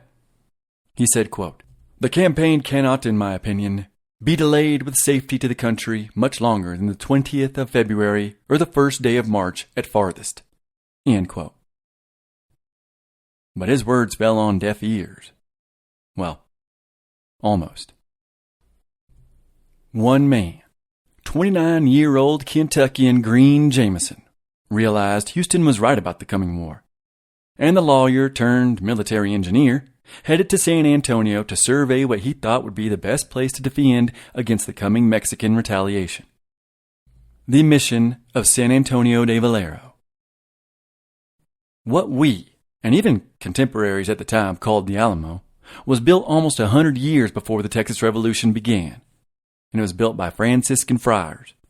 This Alamo was the third iteration of the mission of San Antonio de Valero. The first was built of sticks and mud in 1718 by Fray Antonio de San Buenaventura y Olivares. It was built on the west side of the river, but the following year, a new one was built on the east side.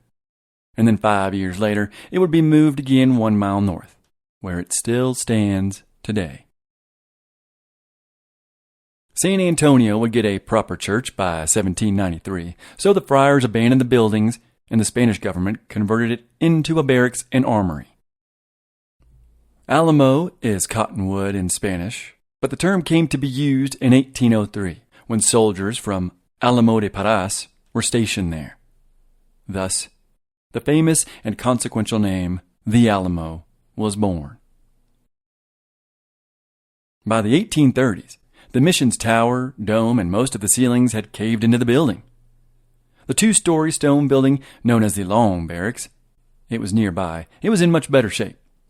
And there was also a smaller 1-story building known as the Low Barracks. But most importantly, surrounding the entire complex of about 3 acres was a 12-foot high and 2 to 3 foot thick wall. The Alamo complex, in its entirety, looks nothing like it does today. The wall and the Alamo's position had some problems, though. There were no holes or parapets with which to shoot from, and even though the Mexicans had left a whopping 12 cannons, they were useless, since they had no height to fire from. They just sat on the ground, unable to shoot outside of the walls. And then there was the 75 feet between the Alamo proper and the low barracks. It was a nice open stretch to get shot at from. Green Jameson surveyed all of this and realized he needed to make some changes. There were still, in fact, around 200 armed Texans who stayed to defend San Antonio de Bexar. But 100 of them would leave on this ill-advised side mission to take a Mexican town, Matamoros, and it would just never materialize. I'll talk about it a little bit in the next episode, because it kind of takes place. I'm kind of building towards the Alamo here. I don't want to distract too much from it. The Texan commander of San Antonio, Colonel James Neal, would write to Houston and tell him how the men who left for this Matamoros mission, they took all the good stuff. All the food, the medicine, the weapons. He would also tell Houston and the governor, Smith, that by mid-January of 1836, there would be less than 80 men left to defend the entire town. They had not been paid, they were hungry, and they were nearly naked. Despite Jameson's work on the old mission, Houston realized defending it would be futile, so he ordered everything out of it and for it to be blown up. He wanted to meet Santa Anna in the field, Napoleonic style. The Texans were better shots, and their guns had longer ranges. They knew the land, and they were good horsemen. They could wear down Santa Anna's coming force with ease if Houston got to choose the battlefield. To enact this order, he sent Jim Bowie and 30 men to San Antonio with this command: evacuate, destroy. Jim Bowie would not enact this request. Meanwhile, down in old Mexico, Santa Anna had emptied the national treasury, spending over $7 million in 1835 money alone on building his army.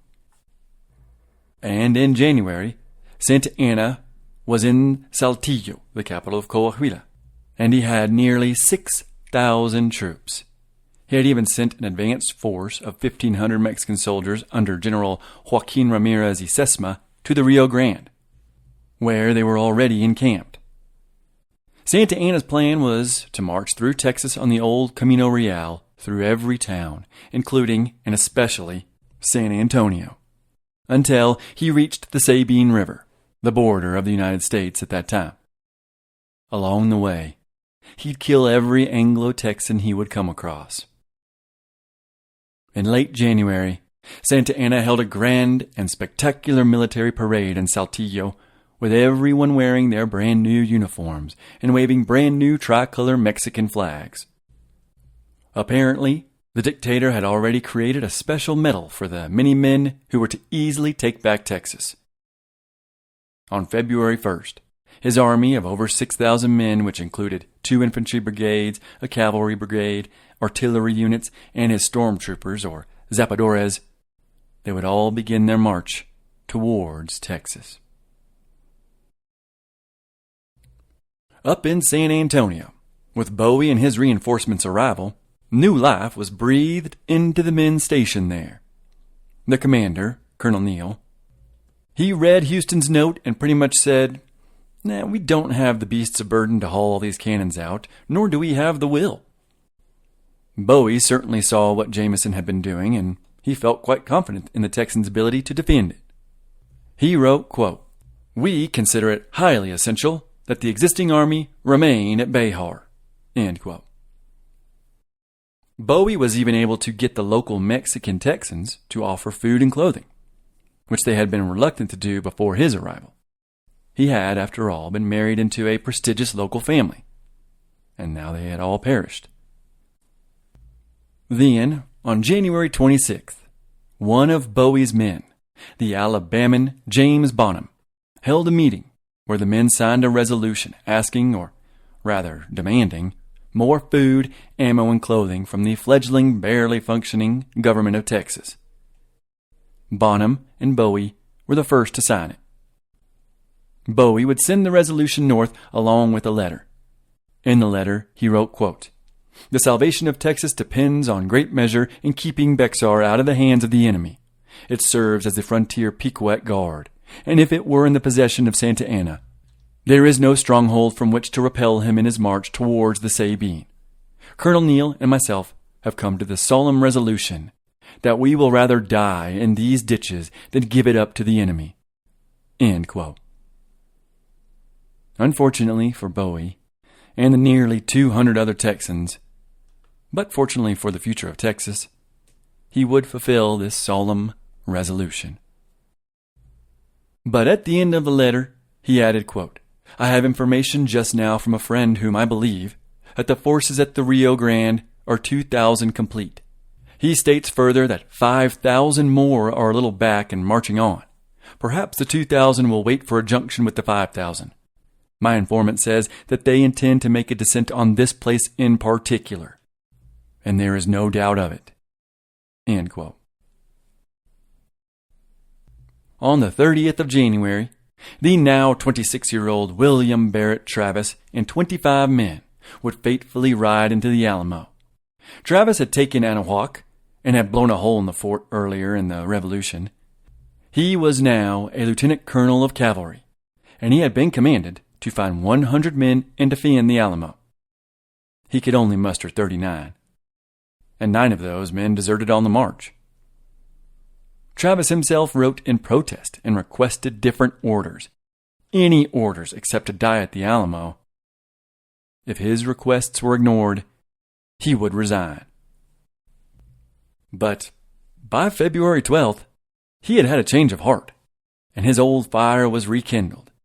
He would write the governor and say, quote, "We are determined to sustain it as long as there is a man left, because we consider death preferable to disgrace, which would be the result of giving up a post which had been so dearly won, and thus opening the door for the invaders to enter the sacred territory of the colonies.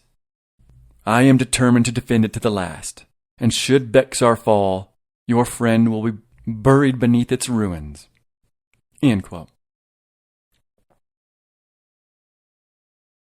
Also on the 12th, or maybe the day before, Neal, the leader of this group of soldiers, appointed Travis as his replacement. Since the arrival of so many capable men, Neal had been pushed aside. After he gave Travis command, he gave himself 20 days' leave and left. Travis, not wanting to cause a stir, decided an election for commander would be wiser. The contest was between he and Bowie. It was a tie. Bowie did not take the news well. He went on a drunken rampage, declared himself the commander alone. He accosted the entire town, threw open the gates of the prison, and released the men inside. He also paraded the soldiers through town before everyone got good and drunk with him. But the next day, a very hungover and very sorry and very sick, as in Bowie is dying, he realized his mistake and apologized to Travis. They came to an agreement that the two would share command. But in time, as Bowie became more and more bound to a wheeled cart, for he could not stand, Travis would take over. The walled enclosure had been well fortified by Jameson by now. He had even built a high palisade backed by an earthen wall at the 75-foot gap between the low barracks and the old church. He had reinforced the walls and added parapets to allow the Texans to fire in every angle from every direction. Jameson and his blacksmith, Alamo Dickinson from Tennessee, even helped him mount the 18 cannons. Alamo came to love Texas, as most of these men had. He once saddled up with men from San Felipe after a Comanche raid and struck back at the village. He was a brave man. At the Alamo, Jameson and Dickinson had built a huge ramp inside the church that led to a platform which sat 15 feet above the action. A perfect place for sharpshooters and the 3 cannons they would place upon the scaffolding. Other men in the walled structure, like 29-year-old Sam Blair, he tore up horseshoes or any other metal implement that could be used as grape shot. 33-year-old New York surgeon named Dr. Amos Pollard had resupplied the medical equipment from foraging through San Antonio. Dickinson's wife and young daughter, they were nearby in San Antonio, as he and Jameson and the other men worked. But by late February, the crumbling structure had been turned into a fortress. Jameson was rather pleased with himself and with the improvements he and his team had made.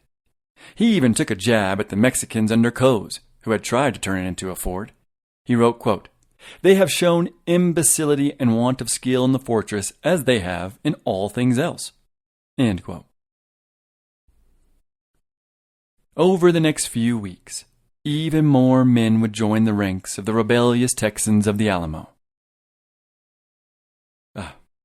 I don't know why I wrote this.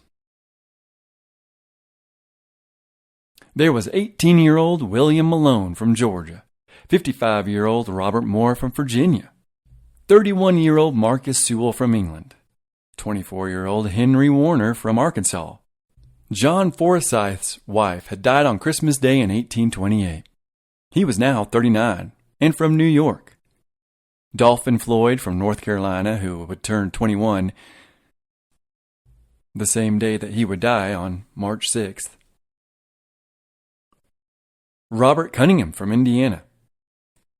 John Flanders from Massachusetts. David Cummings, who was 27, wrote to his father and said, "We want men of determined spirit that can undergo hardships and deprivation." Asa Walker was a young man from Tennessee. 3 brothers from Liberty, Texas, named Taylor showed up. Friends Simmons and Ballantyne pledged, quote, "to defend our brethren at the peril of our lives, liberties, and fortunes," end quote. And so on. There were countless other Americans turned Texans who were waiting for glory or death, but all were there for a chance at liberty for the Texans, waiting for the last struggle between the people and the kings of tyranny. One very famous man of the era arrived on February 8th. He was probably the most famous man in Texas at the time. That man was, of course, Davy Crockett, although he liked to be called David. And he came with a dozen of his Tennessee mounted volunteers. When he and his rifle Betsy met with Travis, he turned down a command position and said, quote, "I have come to aid you all that I can in your noble cause, and all the honor that I desire is that of defending as a high private the liberties of our common country." End quote. Davy Crockett was a 49-year-old folk hero from Tennessee who became famous for his remarkable marksmanship. It was said he could shoot the wick off a candle at 300 feet. He was also known for his bear hunting. At one time in Tennessee, he killed 47 of the beasts in 1 month. He once aimed his rifle up a tree at a raccoon, only for the raccoon to climb down, throw his hands up, and surrender. He also proved himself a capable and dangerous fighter in the War of 1812. He had been a congressman from Tennessee 3 times and was almost a candidate for vice president for the Whig Party. He had been a politician by now for nearly 20 years. He always fought for the underdogs, the common man, the landless and luckless class of Americans from which he himself had come from. He also advocated for better treatment of the Indians, and he desperately opposed Jackson's removal of them, which cost his political career. These causes did not make him popular in Washington circles.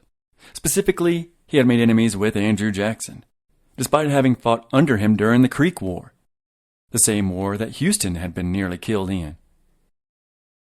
When he lost his seat in D.C., he reportedly and famously said, quote, "You may all go to hell, and I will go to Texas," end quote.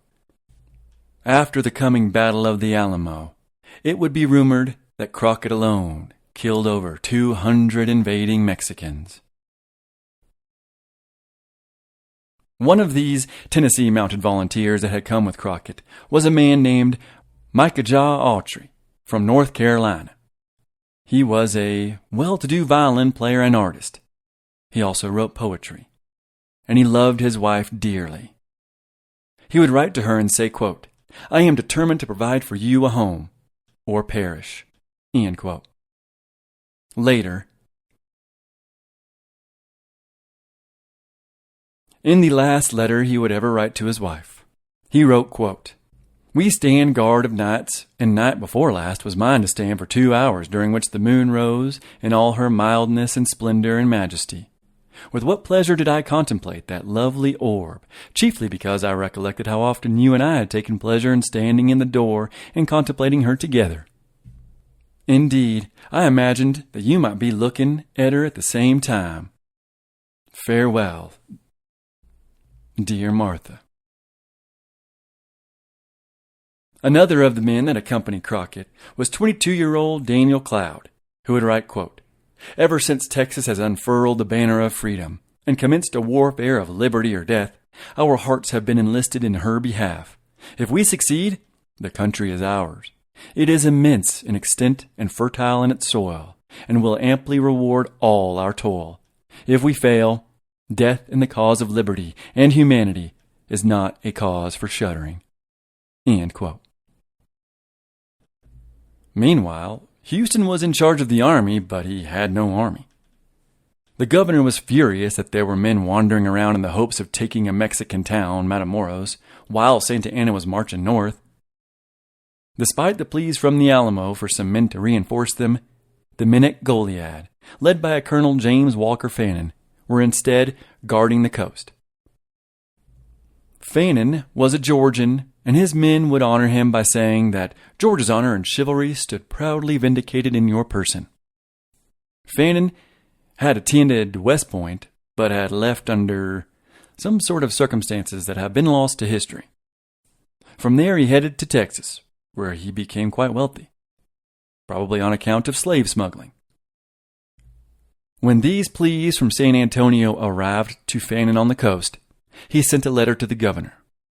In it, he wrote, quote, "I feel, I know, if you and the council do not, that I am incompetent.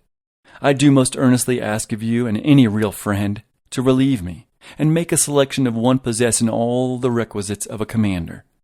End quote. The only group of Texans with resolved, it seemed, were in the mission at San Antonio de Bexar, a place that had been ordered to be abandoned, but was now looking to be the only hope of Texas. The situation was unraveling. Houston tried to resign, but was instead given leave, which he took. He would go back to his Cherokees until March. On February 16th, Santa Anna, his over 6,000 men, 21 cannons, 1,800 pack mules, tons of oxen, 33 wagons, they all crossed the Rio Grande. It was the wrong time of year to be wading rivers and crossing prairies and deserts. The dust choked the soldiers, and then a blizzard, the worst ever recorded up to that time, wiped out dozens of Maya Indian recruits, men who had probably never left the jungles. 50 oxen froze to death in the blizzard. On the other side of the river, the grass was short and stubble. The wind howled, and the temperature dropped. Useful and useless equipment began to litter the trail behind the Mexicans. Dead animals and dying men as well. The soldiers abandoned their marching and slowly wandered through the wilderness. Disease plagued them. The streams and rivers were dry. The men were cut to half rations, and no one was getting their pay. Desertions were rampant. Yet Santa Anna pushed ever onward, and so did his men. After all, they had by now been promised the Anglos' land, and the Anglos' blood. When the war was over, immigration from the north would be halted forever. The Anglos expelled, their land given to the soldiers and other industrious Mexicans. He told his men, quote, "You are the men chosen to chastise the assassins." End quote. By February 20th, Santa Anna and his army were 50 miles south. By the following day, they were only 25 miles from San Antonio and the Alamo. By the 22nd, the advanced units of Mexicans could see the small town in the distance. On the 23rd, the Mexican cavalry began lining up beyond sight and over the hills. The night before, on the 22nd, the people at the Alamo had thrown a fandango. They had thrown a lot of fandangos, actually. So much so that Santa Anna almost raided the town in the middle of the night during a fandango on the 20th. But blinding cold rain had stopped him. But this fandango on the 22nd had been in celebration of an important man. Not a Mexican man, not a Texan, an American, George Washington. So on the 23rd, the Texans were slowly aroused by the sound of the entire town packing up and fleeing. Lord writes, quote, "People hurried to and fro, huddled in excited conversations, dashed in and out of their houses with clothes, bedding, pots and pans. Creaking, bumping, rattling along, a steady stream of carts crawled off into the open country, and those who couldn't ride seemed glad to walk, bending under their bundles, yanking their children behind them." End quote. Travis and the Anglo-Texans in the Alamo had no idea the Zapadores, the stormtroopers of the Mexican army, were just out of sight, creeping upon the town. He asked what was happening, but the townspeople feigned ignorance. He halted anyone else from leaving. Well, that only made people leave faster. He arrested residents and begged for what they knew. They only lied. Finally, Travis was told by a friendly Mexican the news. The previous night, a courier from Santa Anna told the Mexican population that the army was only 8 miles away. Their attack would begin the following day, which, for Travis and the men at the Alamo, was today. When he learned of this, Travis, a Dr. John Sutherland, and an unnamed man, ran towards the church in the middle of the town. San Fernando, the church, had a tower that dominated the skyline, although it really wasn't that tall. They raced up the stairs to the bell tower, where all three beheld nothing. Absolutely nothing. Only the Texas wilderness that seemingly stretched forever on every horizon. Travis told the man he now made a sentinel that if he saw anything on the horizon, to ring the bells. Travis made his way back to the ground and headed for where he made his residence in town. He couldn't help but notice that nearly everyone had gone by now, except for a few stragglers. And then, at 1 p.m., the bell in the tower began to chime and clang. Then the shout came down from the sentinel to Travis, now in the street, that "The enemy are in view." Upon racing up and corroborating, it appeared to have been a false alarm. But Sutherland was not convinced. The sentinel's pleading of, "I seen 'em, they hid behind the brushwood," was not ignored by Sutherland. So he took a John Smith, who had been so strong during the December advance upon the Alamo, and the two rode out on the land to validate the claim. After all, the townsfolk had left. Travis had been told by a friendly Mexican about the impending doom. The sentinel had seen them. Why doubt now? The Texans knew Santa Anna was on his way. What more did they need? A sign from God? Well, Sutherland and Smith would be that sign, they figured. In reality, Travis and most of his men did not expect Santa Anna until the middle of the month, so they were 2 weeks early. Sutherland told Travis, again on the bell tower, that if he and Smith came back to town doing anything other than slowly trotting on their horses, to ring them bells. Sutherland and Smith rode about 1.5 miles to the crest of the hill, where they saw, as Lord puts it, what must have looked like 1,000,000 Mexicans there in the thickets. There were probably only 3,500, and they were the forward cavalry, but the enemy had indeed arrived. The bells in the church tower began their song. Almiron Dickinson rode home to his 18-year-old wife and 15-month-old baby, told his wife, quote, "Give me the baby, jump on behind me, ask no questions," end quote. He led them into the walled fortress.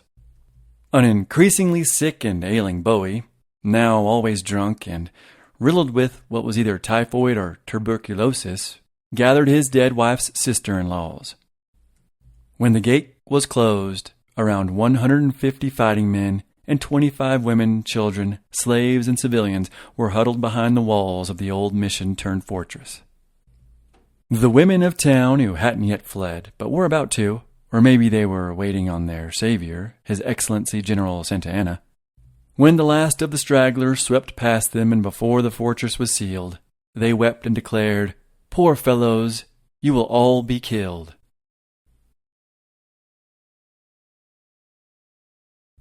The scene inside the Alamo was nothing short of hysterical.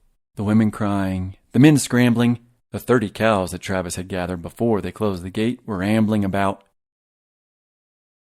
During all of this, Travis would write a note to the men in Gonzales, however many there were, and he'd say, quote, "The enemy in large force is in sight. We want men and provisions. Send them to us. We have 150 men and are determined to defend the Alamo to the last. Give us assistance." End quote. He sent 2 men to take the message. Travis then wrote to Fannin at Goliad and demanded they come to fight. Fannin had 400 men within the Presidio there.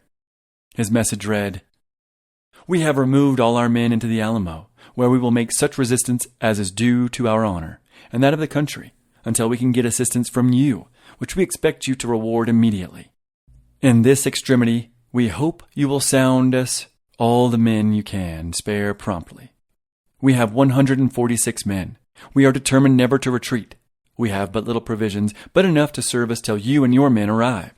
We deem it unnecessary to repeat to a brave officer who knows his duty that we call on him for assistance." End quote. Travis sent out another man, Sutherland, whose leg was now mangled after a fall during the retreat from the scouting only hours before. But Sutherland left with that message. Travis hoped his couriers would reach their targets in time. At 3 p.m. on the 23rd, Santa Anna and his cavalry rode into the town square across the river in San Antonio de Bexar. The Mexicans would raise a bright red flag in the square. It was the recognized symbol for Mexico that means no quarter, no surrender, no mercy. Santa Anna intended for everyone to die. Within the walls, after Crockett had said to Travis, "Colonel, here I am. Assign me to a position, and I and my 12 boys will try and defend it." He was sent to the incredibly weak, well, they thought it was incredibly weak, but they sent him to the palisade between the low barracks and the Alamo. But with those sharpshooters, they made up for a lack of true physical defense.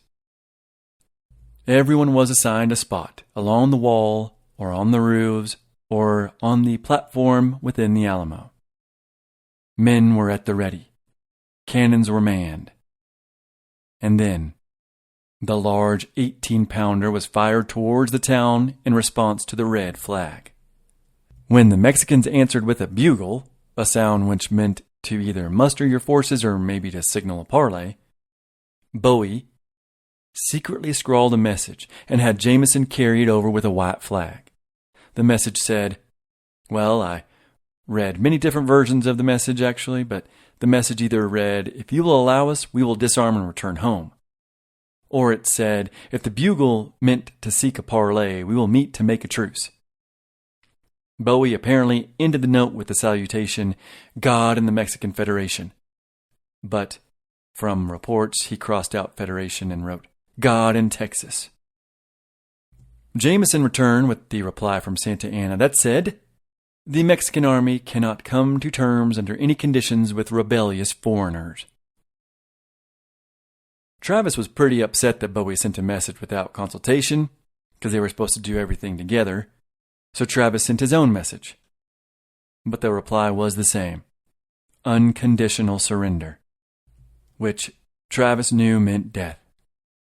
He would, in his own words, which he wrote to Houston, he said, quote, "I answered them with a cannon shot," end quote. So another blast from the huge 18-pounder.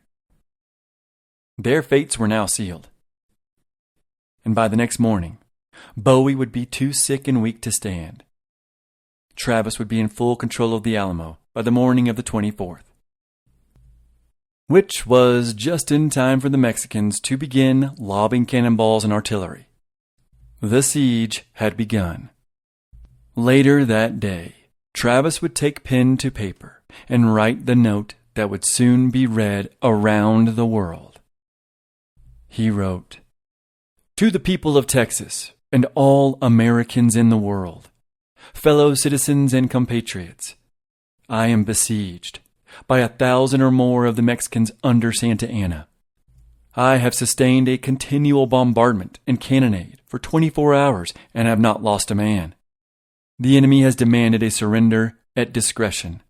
Otherwise, the garrison are to be put to the sword, if the fort is taken. I have answered the demand with a cannon shot, and our flag still waves proudly from the walls. I shall never surrender or retreat. Then, I call on you in the name of liberty, of patriotism and everything dear to the American character, to come to our aid with all dispatch. The enemy is receiving reinforcements daily and will no doubt increase to 3,000 or 4,000 in 4 or 5 days. If this call is neglected, I am determined to sustain myself as long as possible and die like a soldier who never forgets what is due to his own honor and that of his country. Victory or death. William Barret Travis, Lieutenant Colonel Commandant. Victory or death is underlined 3 times.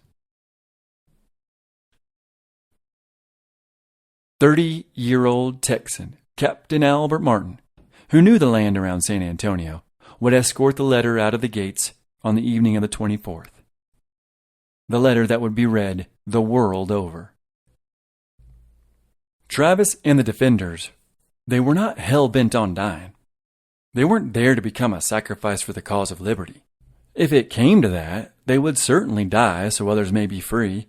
But the Texans were convinced they could hold out, at least until reinforcements arrived. They were convinced reinforcements were arriving. They thought their cannons, their rifles, and the fortifications they'd worked so hard on, they thought they would allow them to hold out until reinforcements came.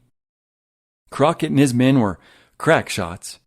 The 18-pounder that either the Grays brought or was left by Coe's, it would be a huge asset as well. Although, not all of the cannons would be in place when the siege ultimately begins. If that had been the case, maybe they could have taken out a few more Mexicans, but I say all of this because Travis and the men at the mission were sure that reinforcements would come to their aid and rescue. Fannin, in Goliad, would receive the plea from Travis, and he would attempt to get some 320 men over to the Alamo. But after some minor setbacks, and then a change of heart, they would head back to Fort Defiance in Goliad. Although Fannin desired to come to their aid, he doubted his own abilities to. He would write, quote, I am a better judge in my military abilities than others, and if I am qualified to command an army, I have not found it out. End quote. But there was another reason not to aid the Alamo. A strong force of Mexicans under Jose de Urrea was nearby to the coast at that moment, hunting down the rest of the ill-fated Matamoros expedition. And soon he would be attacking the important strategic stronghold of Fort Defiance. Fannin's officers told him, it would be better for us to stay here and defend the coast than be overwhelmed in San Antonio. I mean, they weren't wrong, but in the end their fate would be the same as those at the Alamo. In Gonzales, a 26-year-old George Kimball, with 25 men, heeded the call that had been sent from the Alamo and headed toward San Antonio. Among them, Among them was an English shoemaker, Marcus Sewell, the newly elected sheriff, Jesse McCoy, John King, a quote-unquote great friendly bear of a man, 2 16-year-olds. The richest man in town joined. Johnny Kellogg was a newlywed. Isaac Millsaps was 41 years old, with a blind wife and 7 children. The previous day, Kimball had been elected leader of the new Gonzales Ranging Company of Mounted Volunteers. They now had a mission. George Kimball was a New Yorker who had started a hat-making business in Gonzales. He met a pretty young widow in town, and the two now had a baby, with another on the way. As Lord puts it, quote, "He had everything to lose by going to the Alamo, yet everything to gain, for this fine, new life seemed very much worth fighting for." End quote. During their march, they picked up even more recruits, which brought their number to 32 men, including a 15-year-old boy who took the place of his father because he was needed at home to raise the 9 kids, soon to be 8. Like so many men, these men read the victory or death letter. They knew the odds were against them. In that letter from Travis, he stated 1,000 Mexicans were outside the walls. That number would increase every minute. But these men still gathered together and rode straight into the lion's den. After sneaking through enemy lines all the way to the walls of the Alamo, a defender of the Alamo mistook them and fired upon the reinforcements. He would hit one of them in the foot. Then the Texans from Gonzales declared who they were, the gates were opened, and they were welcomed in as comrades. But many inside the walls had to have been thinking, only 30 men? Still, Travis was grateful. So grateful that he turned the 18-pounder towards Military Plaza and let loose 2 precious cannonballs. One bounced harmlessly through the town, but the other crashed through the roof of none other than Santa Anna's current residency. If only he had not been out scouting the battlefield. When the governor learned of these 30 men's arrival from Gonzales, he would write Fannin and give him the encouragement to get on the move. He wrote, "This moment information has been given that about 30 men has thrown themselves into bears." End quote. But Fannin was too busy preparing for his own incoming siege, which I will talk about, sadly, in the next episode. After almost a week of regular shelling by the Mexicans, still not a single Texan had been killed. There was even a small detachment of Mexicans that probed the Alamo's defenses, but they were cut down by grape shot and sharpshooters. All the while, though, Santa Anna's forces increased, and each night, under the cover of darkness, he would move his cannons and men closer to the walls and further envelop the old mission. Eventually, the Texans would be surrounded, and the shelling became more vigorous. Still, the sharpshooters, especially Davy Crockett and his men, they kept the Mexicans on their toes. A Captain Rafael Soldana would later say of Crockett, or possibly of some other Texan that fits his description perfectly, he writes that this man was tall with long flowing hair, and he, quote, wore a buckskin suit and a cap all of a pattern entirely different from those worn by his comrades. This man would kneel or lie down behind the low parapet, rest his long gun and fire, and we all learned to keep at a good distance when he was seen to make ready to shoot. He rarely missed his mark, and when he fired, he always rose to his feet and calmly reloaded his gun, seemingly indifferent to the shots fired at him by our men. He had a strong, resonant voice and often railed at us, but we did not understand English. We could not comprehend the import of his words further than that they were defiant. This man, I later learned, was known as Quacky. End quote. Besides Crockett's long rifles, he had also brought his fiddle, and many times he and a Scotsman named John McGregor would have not dueling banjos, but dueling fiddle and bagpipe. Apparently the contest was to see who could play the loudest and the longest. It must have been strange to be outside the walls and to hear that. But actually Santa Anna would perform something similar. Each night, he would have his own band serenade not just his troops, but also the Texans inside the Alamo. Occasionally, he would end a song with a lobbed grenade. By now, the two opposing sides were close enough to also lob insults at each other, at least those that spoke Spanish. Santa Anna would also hold lavish fandangos in town, and apparently at one time he put on a wedding. In late February, the weather was pretty bad for a few days, as a Texan norther blew in with rain and then drizzle. The Mexicans all the while were attempting to cut off the water that ran to the fort. Santa Anna would be seen just out of range of rifle shot in all his regalia and splendor. Of course, there were constant repairs needed on the fort. But the Texans burned down a small village near the Alamo, which the Mexicans were trying to use as cover. More and more of Santa Anna's men came trudging into town from their long march. But the Texans still had Bowie, who would be wheeled around to give the men encouragement as they repaired the walls, dug more trenches, or took pot shots at the enemy. But Bowie was not long for this world, with or without the coming battle. So clearly the Texans kept pretty busy, and all the while praying for much-needed reinforcements. Reinforcements they'd soon learn were not coming. On the 3rd, the last man to enter the Alamo came barreling through the gate at 11 a.m. He had the displeasure of relaying to Travis that Fannin and his 200 to 400 men were not coming. This man's name was James Butler Bonham. I mentioned him earlier briefly. He signed the declaration with Bowie to demand more food and supplies from the governor after the New Orleans Grays took everything of value.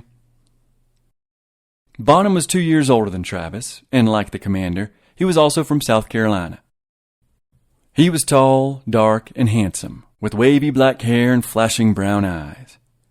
In the Carolinas, he had been a troublemaker, expelled from school, sent to jail for contempt of court after he threatened to tweak the judge's nose.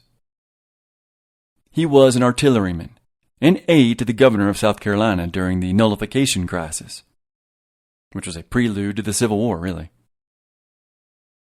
Bonham wore a flashing red sash and silver epaulets, but he would throw those away when his heart got broken. He'd then head west to Alabama, and that's where he'd hear of the Texas troubles.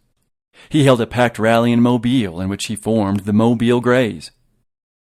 With the fire started, he was rushed off to San Antonio, where he arrived on December 12th, just after the Texans had beaten Coes. When he was told by Fannin that he could not spare the men on account of the coming Mexican forces, Bonham rode off towards Gonzales. Bonham didn't care for Fannin and those New Orleans Grays anyway. In Gonzales, he found only women and children. The rest had already snuck into the Alamo. It was there, he was told. There's no way you can make it back into the fort. It's surrounded. His reply was, "I will report the result of my mission to Travis or die in the attempt." End quote. The Mexicans weren't expecting him, or anyone. He tried to sneak in, but as the Alamo drew near, he leaned forward in the saddle and spurred his horse to a gallop. The Mexicans never fired a shot. Also on the 3rd of March, with impending death around them, Travis sent out yet another letter. He wrote, quote, "At least 200 shells have fallen inside of our works without having injured a single man. Indeed, we have been so fortunate as to not lose a man from any cause, and we have killed many of the enemy. The spirits of my men are still high. I look to the colonies alone for aid. Unless it arrives soon, I shall have to fight the enemy on his own terms. I will, however, do the best I can, and I feel confident that the determined valor and desperate courage heretofore exhibited by my men will not fail them." He continues, "The power of Santa Anna is to be met here or in the colonies. We had better meet them here than suffer a war of devastation to rage in our settlements." He ends by saying, even if they die, quote, "the victory will cost the enemy so dear that it will be worse for him than defeat." End quote. Travis also wrote notes to his girlfriend, his son, who was now in Texas, and a few notes to friends. To one friend he wrote, quote, "Take care of my little boy. If the country should be saved, I may make him a splendid fortune. But if the country should be lost and I should perish, he will have nothing but the proud recollection that he is the son of a man who died for his country." End quote. To another friend, he implored the convention to declare independence. He wrote, quote, "Let the convention go on and make a declaration of independence, and we will then understand, and the world will understand what we are fighting for. If independence is not declared, I shall lay down my arms, and so will the men under my command. but under the flag of independence. We are ready to peril our lives 100 times a day, and to dare the monster who is fighting us under a blood-red flag, threatening to murder all prisoners and to make Texas a waste desert." End quote. Travis had no way of knowing this, but on the 2nd of March, the day before his plea to declare it, independence had indeed been declared, in a quote-unquote disgusting place in northern Texas. A town, if you can call it that, of about a dozen wretched shanties known as Washington on the Brazos. There, 59 delegates took less than an hour to approve a Declaration of Independence, which had been written by a man named George Childress. The building they used didn't even have walls, so they hung blankets and cloth to keep out the wind. Sam Houston would be in attendance, and he signed it. It was also his 42nd birthday. Heck of a birthday present. The document ended with, quote, "The people of Texas do now constitute a free, sovereign, and independent republic, and are fully invested with all the rights and attributes which properly belong to independent nations." End quote. The men inside the Alamo would die without hearing this glorious news. And in a low-walled fortress, plenty of other men were writing notes to home like Travis had done. And John Smith would be the one to carry them safely to their recipients after he slipped out.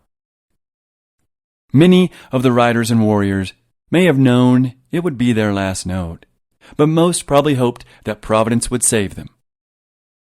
They had less than 3 days left on Earth. The Mexican cannons were 250 yards away by March 4th. They would fire all day. Still no casualties, except the continually bombarded walls. The Mexicans and their cannons were only 200 yards away by March 5th. The Texans could see their enemy making ladders. Holes began to appear in the besieged walls. In most sources I read that Davy Crockett would apparently declare, quote, "I think we had better march out and die in the open air. I don't like to be hemmed up." End quote. But actually that was written by artilleryman Henry Warnell. Apparently, over the years, it got attributed to the famous frontiersman. That evening, the 5th, Travis gathered everyone he could and gave them the option to flee if they desired, or stay, fight, and die. The legend has it he drew a line in the sand with his sword. Only one man chose to flee, a European named Louis Rose. Every other man there chose to seal his fate. Now, unfortunately for the legend of the Alamo, this story was written decades later, and it is probably not true. But I do choose to believe something like this must have happened at one point during the siege. They may have thought help was coming, sure, but they must have known even what reinforcements could be mustered, they would not change the ultimate outcome, which they could see enveloping them. The men inside the Alamo knew their fate. They were going to stick to their guns. And also in reality, men were leaving the Alamo here towards the end, slipping out under cover of darkness, especially on the night of the 5th. But these men were entirely Mexican Tejanos, men who had felt the flash of adventure in declaring independence, men who felt these Anglos would win. But now things weren't looking too good. They probably didn't speak the same language. Their relatives were in occupied San Antonio. They were no longer fighting the same fight, it seemed. So a handful of Mexican men, a Negro, and one woman left. She snuck all the way to Santa Anna's residence, where she told him that the Alamo was now ripe for an attack. But to the Mexican officers, an attack was not even remotely necessary. In a few days, the siege guns would come rumbling through town. The walls of the Alamo were already crumbling. They had the Texans completely surrounded. They would surely have no choice but to surrender once our enormous guns started methodically taking out their defenses. And as a matter of fact, the woman who snuck out just told us that Travis would surrender on the 6th if no reinforcements came. And as far as we know, the Mexicans, no reinforcements are on their way. What would be the point of an attack? We could hold out forever, but the Texans would soon starve. That woman said they have no firewood, and food is low, morale even lower. But Santa Anna had already made up his mind. He said, quote, "An assault would infuse our soldiers with that enthusiasm of the first triumph that would make them superior in the future to those of the enemy." End quote. He was not going to let them surrender honorably. If Travis really was going to lay down arms on the following day, Santa Anna would attack before that was possible. One officer would later record that although most were not for an assault, they, quote, chose silence, knowing that he would not tolerate opposition. End quote. One last man would leave the Alamo on the 5th, the last fighter to leave alive. It was 16-year-old Jim Allen. He was taking one final plea from Travis to Fannin. He escaped at midnight on a bareback horse. That night, for the first time in what felt like an eternity, the Mexican cannons stopped. It had been almost 13 days since the Spanish had arrived. 13 days of nonstop shelling. 13 days of explosions, repairs, shooting, fighting. Finally, many of the men could sleep, including Travis, who laid on his cot with his sword and shotgun by his side. It would be their last night alive.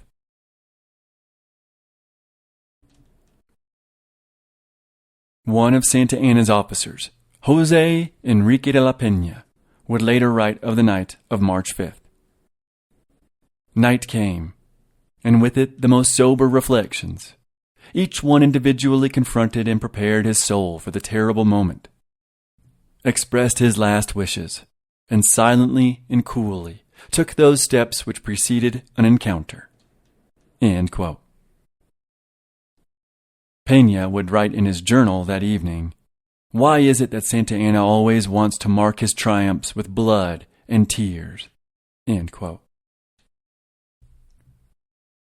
At around 4 a.m. on the morning of March 6th, 1836, the Mexicans, who had been split up into 4 columns of about 800 men each, had crawled into their respective positions around the Alamo. They would wait about 1 hour before quietly standing and silently marching towards the Alamo as the exhausted Texans slept. The sentries placed outside the walls were snuck up on and had their throats cut. Those men were unable to warn the Texans. But as the Mexicans drew near to the walls, shouts of "Viva Santa Anna" and "Viva la República" broke the dead calm. The bugle then sounded, and the Mexicans charged. Inside the fort, the Texans, having been rudely awakened, immediately began to repel the army outside. The Alamo's military leader, Travis, one of the first to man his positions, is said to have shouted, "Come on, boys! The Mexicans are upon us and we'll give them hell!" The cannons within the walls exploded. Travis again shouted, "Hurrah, my boys!" He leaned over the wall and blasted the Mexicans with his shotgun, who began climbing ladders. But he had leaned over a bit too far. A bullet struck his forehead, fired by a Mexican sniper. Once shot, he dropped his gun, tumbled down the embankment, and then remarkably he sat up before dying. Joe, his slave, who was by Travis's side and who would actually be the only fighter to not be killed, he would tell this sad story later. And he only survived because after the battle, a Mexican officer would yell, "Are there any Negroes here?"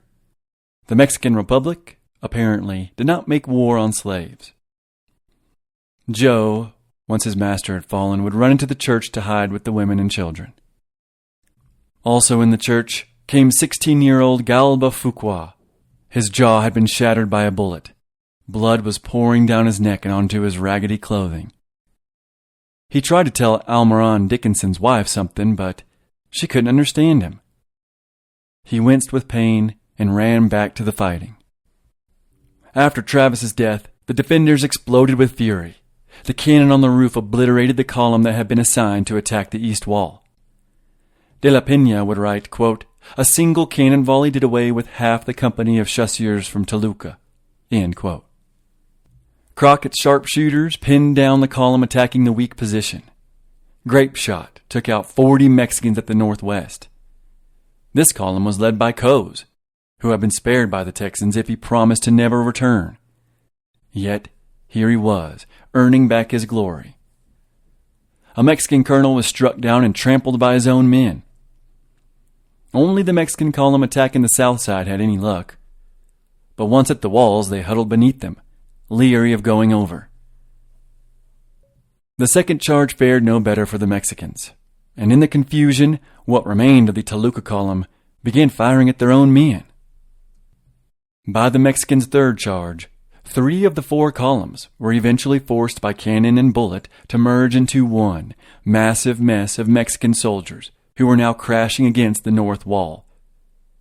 They had lost massive amounts of men in the 3 charges, and now they were sitting ducks. The soldiers stayed there, the blob of men growing, for nearly 15 minutes. They were out of range of cannon, but they were in perfect range for the riflemen and shotguns. Lord describes the scene that Santa Anna was viewing with frustration. Watching from the earthwork, His Excellency could only ponder how even the best Napoleonic tactics might fail. Every last detail worked out, each of the 28 ladders carefully assigned, 4 beautifully coordinated columns. And now this. End quote. Finally, one Mexican general named Juan Amador reached the front and seized his men. He would then climb the 12-foot earthen defense that Jameson had built, and his men would follow. They were the first to breach the Alamo. It was also at this time that Santa Anna, seeing that his men had finally entered the fortress, he sent in his zapadores, his storm troopers. Coase had taken his men to another spot to the right, and there the Texans had been firing through big holes in the wall. Coase forced his men to squirm through them. The first few were cut down, but eventually the sea of Mexicans crawling through the gun ports became a tidal wave. Once over and inside the wall, Amador ran to a gate with hundreds behind him, and when he opened it, hundreds more Mexicans flooded into the Alamo. The dam had broken. One Mexican soldier would later write, quote, "I can tell you the whole scene was one of extreme terror. After some 3/4 of an hour of the most horrible fire, there followed the most awful attack with hands and arms." End quote. He was not wrong. And De la Peña would later write, "It seemed as if the Furies had descended upon us." Almiron Dickinson ran to his wife inside the church for a brief moment. He had been stationed on the platform Jameson had built within the old mission. He exclaimed, "Great God, Sue! The Mexicans are inside our walls!"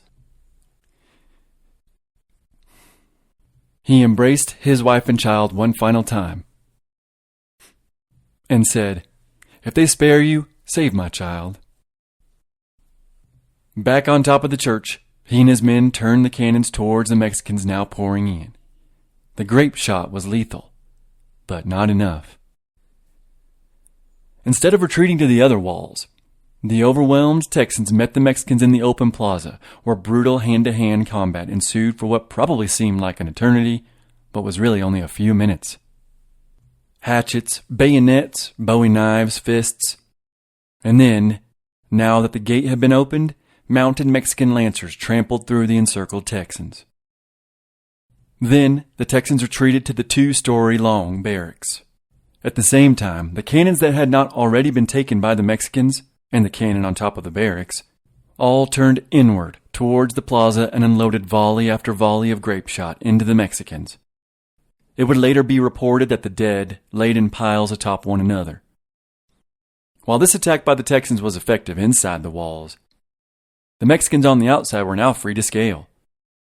Once over the southwest wall, the Mexicans immediately ran towards the 18-pounder on its scaffold and bayoneted the gunners. Thus, the Texans' most effective cannon was taken out. By now, Crockett and his sharpshooters had abandoned the palisade that was erected between the low barracks and the mission, and they were heading towards the long barracks. But when they saw the southwest wall being overrun, they turned back. But by them, their old position had already been taken. The famous fighter and tall tale storyteller was now surrounded, directly in front of the church. They fought with their knives and the butts of their rifles until only Mexicans remained. These final moments for Crockett and his men would be told later by Sergeant Felix Nunez. He would write, quote, "He was a tall American, of rather dark complexion, and had on a long buckskin coat and a round cap without any bill, made out of fox skin, with a long tail hanging down his back. The man apparently had a charmed life. Of the many soldiers who took deliberate aim at him and fired, not one ever hit him.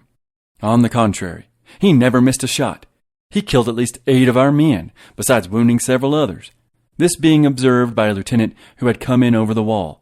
He sprang at him and dealt him a deadly blow with his sword, just above the right eye, which felled him to the ground. And in an instant he was pierced by not less than 20 bayonets." End quote. A few Texans along the wall were trapped. Their only option was to be overrun or jump. They chose to jump. Here's Lord's description of their fate.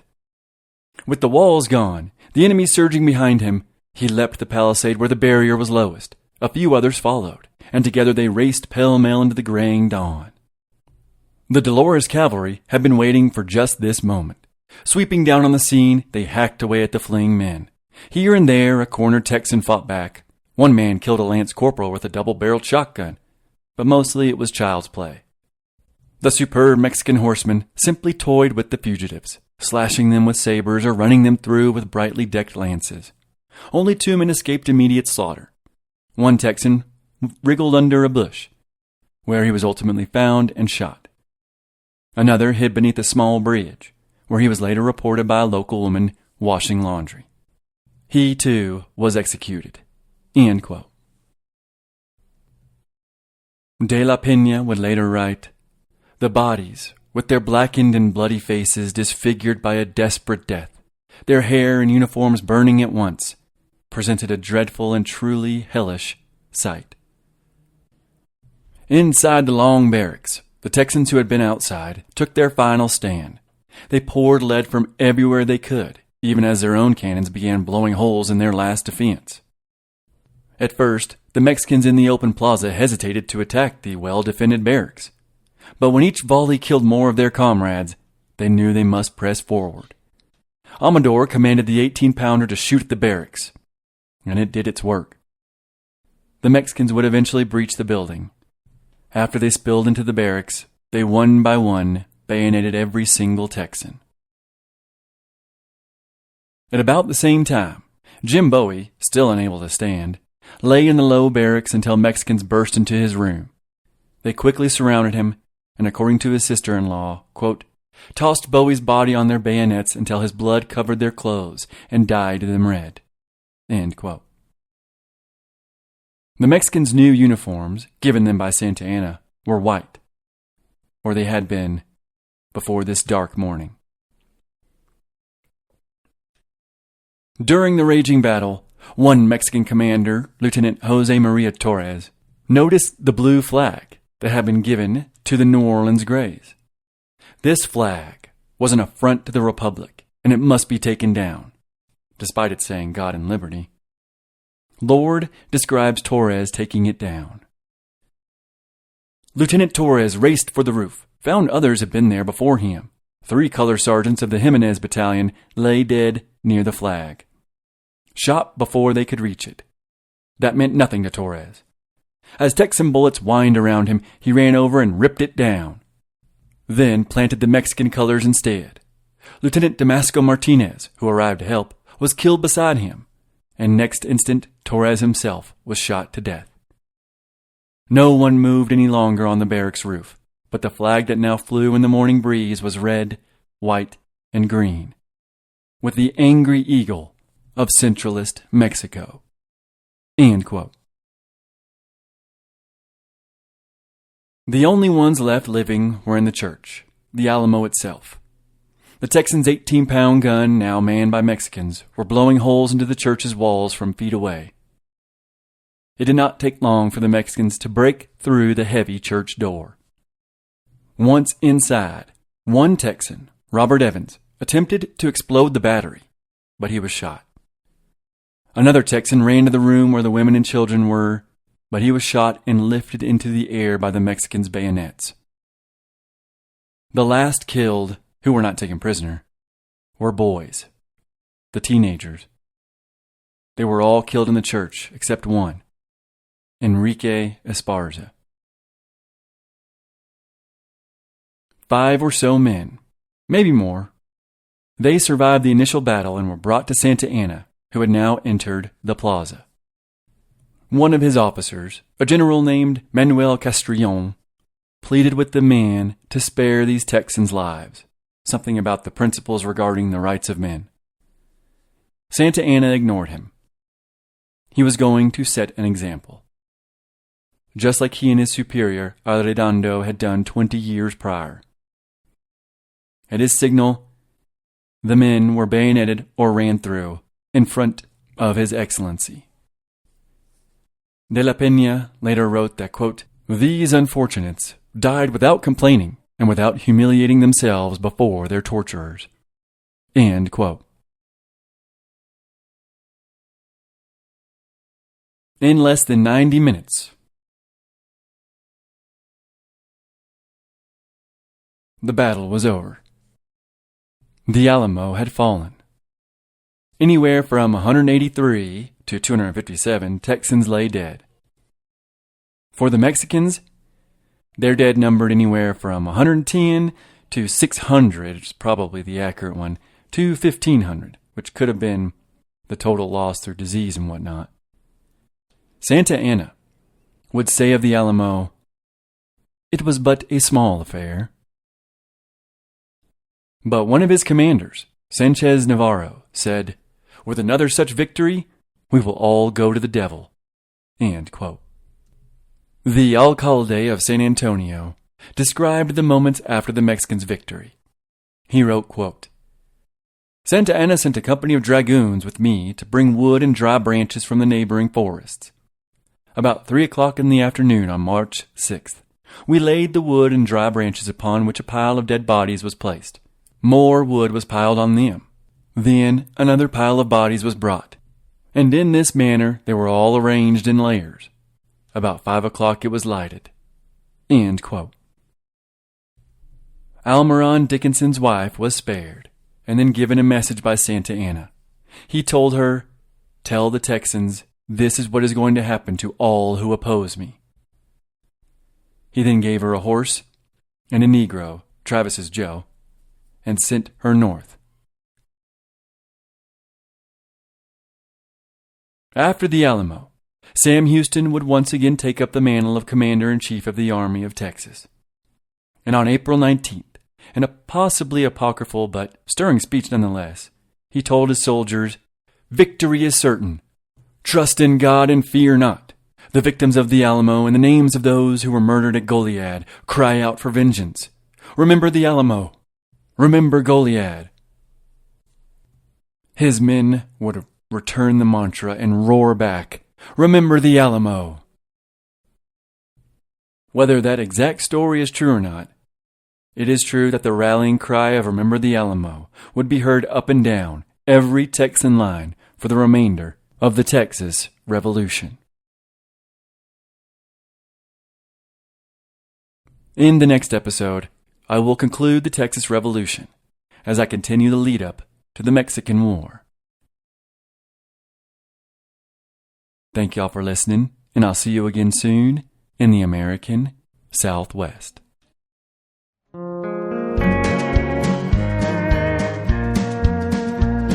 Came down from Alamosa, across the Rio Grande, the track of killer lion, lost his fear of man. First seen around El Rito, he laid a rancher down, killed the rancher's daughter, gone out of sound.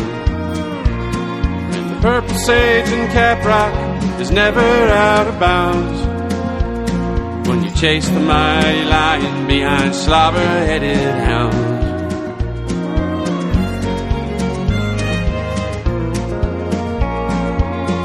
once trace a man out here with painted canyon walls. The ancient pagan hunters showed the chase and fall. Now the lever action rifle and horses changed the game, but their ghosts still hunt beside me. The chase still feels the same. And the purpose age in Caprock is never out of bounds. When you chase the mighty lion behind slobber-headed hound.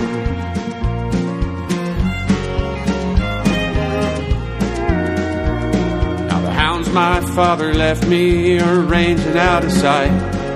I stand up in my saddle in the early morning light. I can see the good gyp circle, and I know it won't be long till the canyon rings are striking cry, the lion will be found. Purpose age in Caprock is never out of bounds. When you chase the mighty lion behind slobber-headed hound.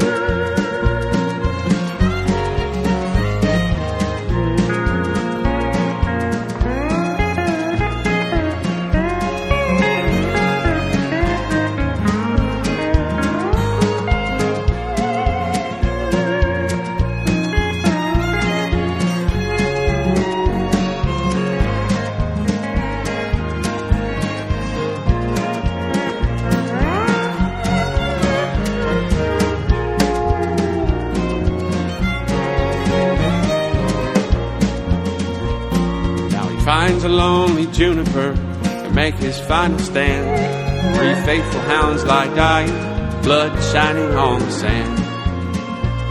And the good gyp leaps up in the air, as low as murder charge. My rifle cracks, a whisper late, I can feel his iron jaw.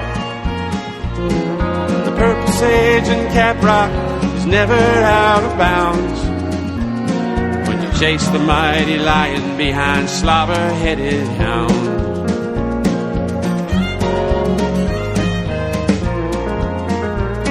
Now the eagle sees us falling, the hunter and the prey. His shadow crosses lifeless bodies, where side by side we lay. And the good gyp sits upon the rim, and all alone she cries a death song for her master, killed the mighty lion. Purpose age in Caprock is never out of bounds. When you chase the mighty lion behind slobber-headed hound. Yeah, the purpose age in Caprock is never out of bounds. When you chase the mighty lion behind slobber-headed hound.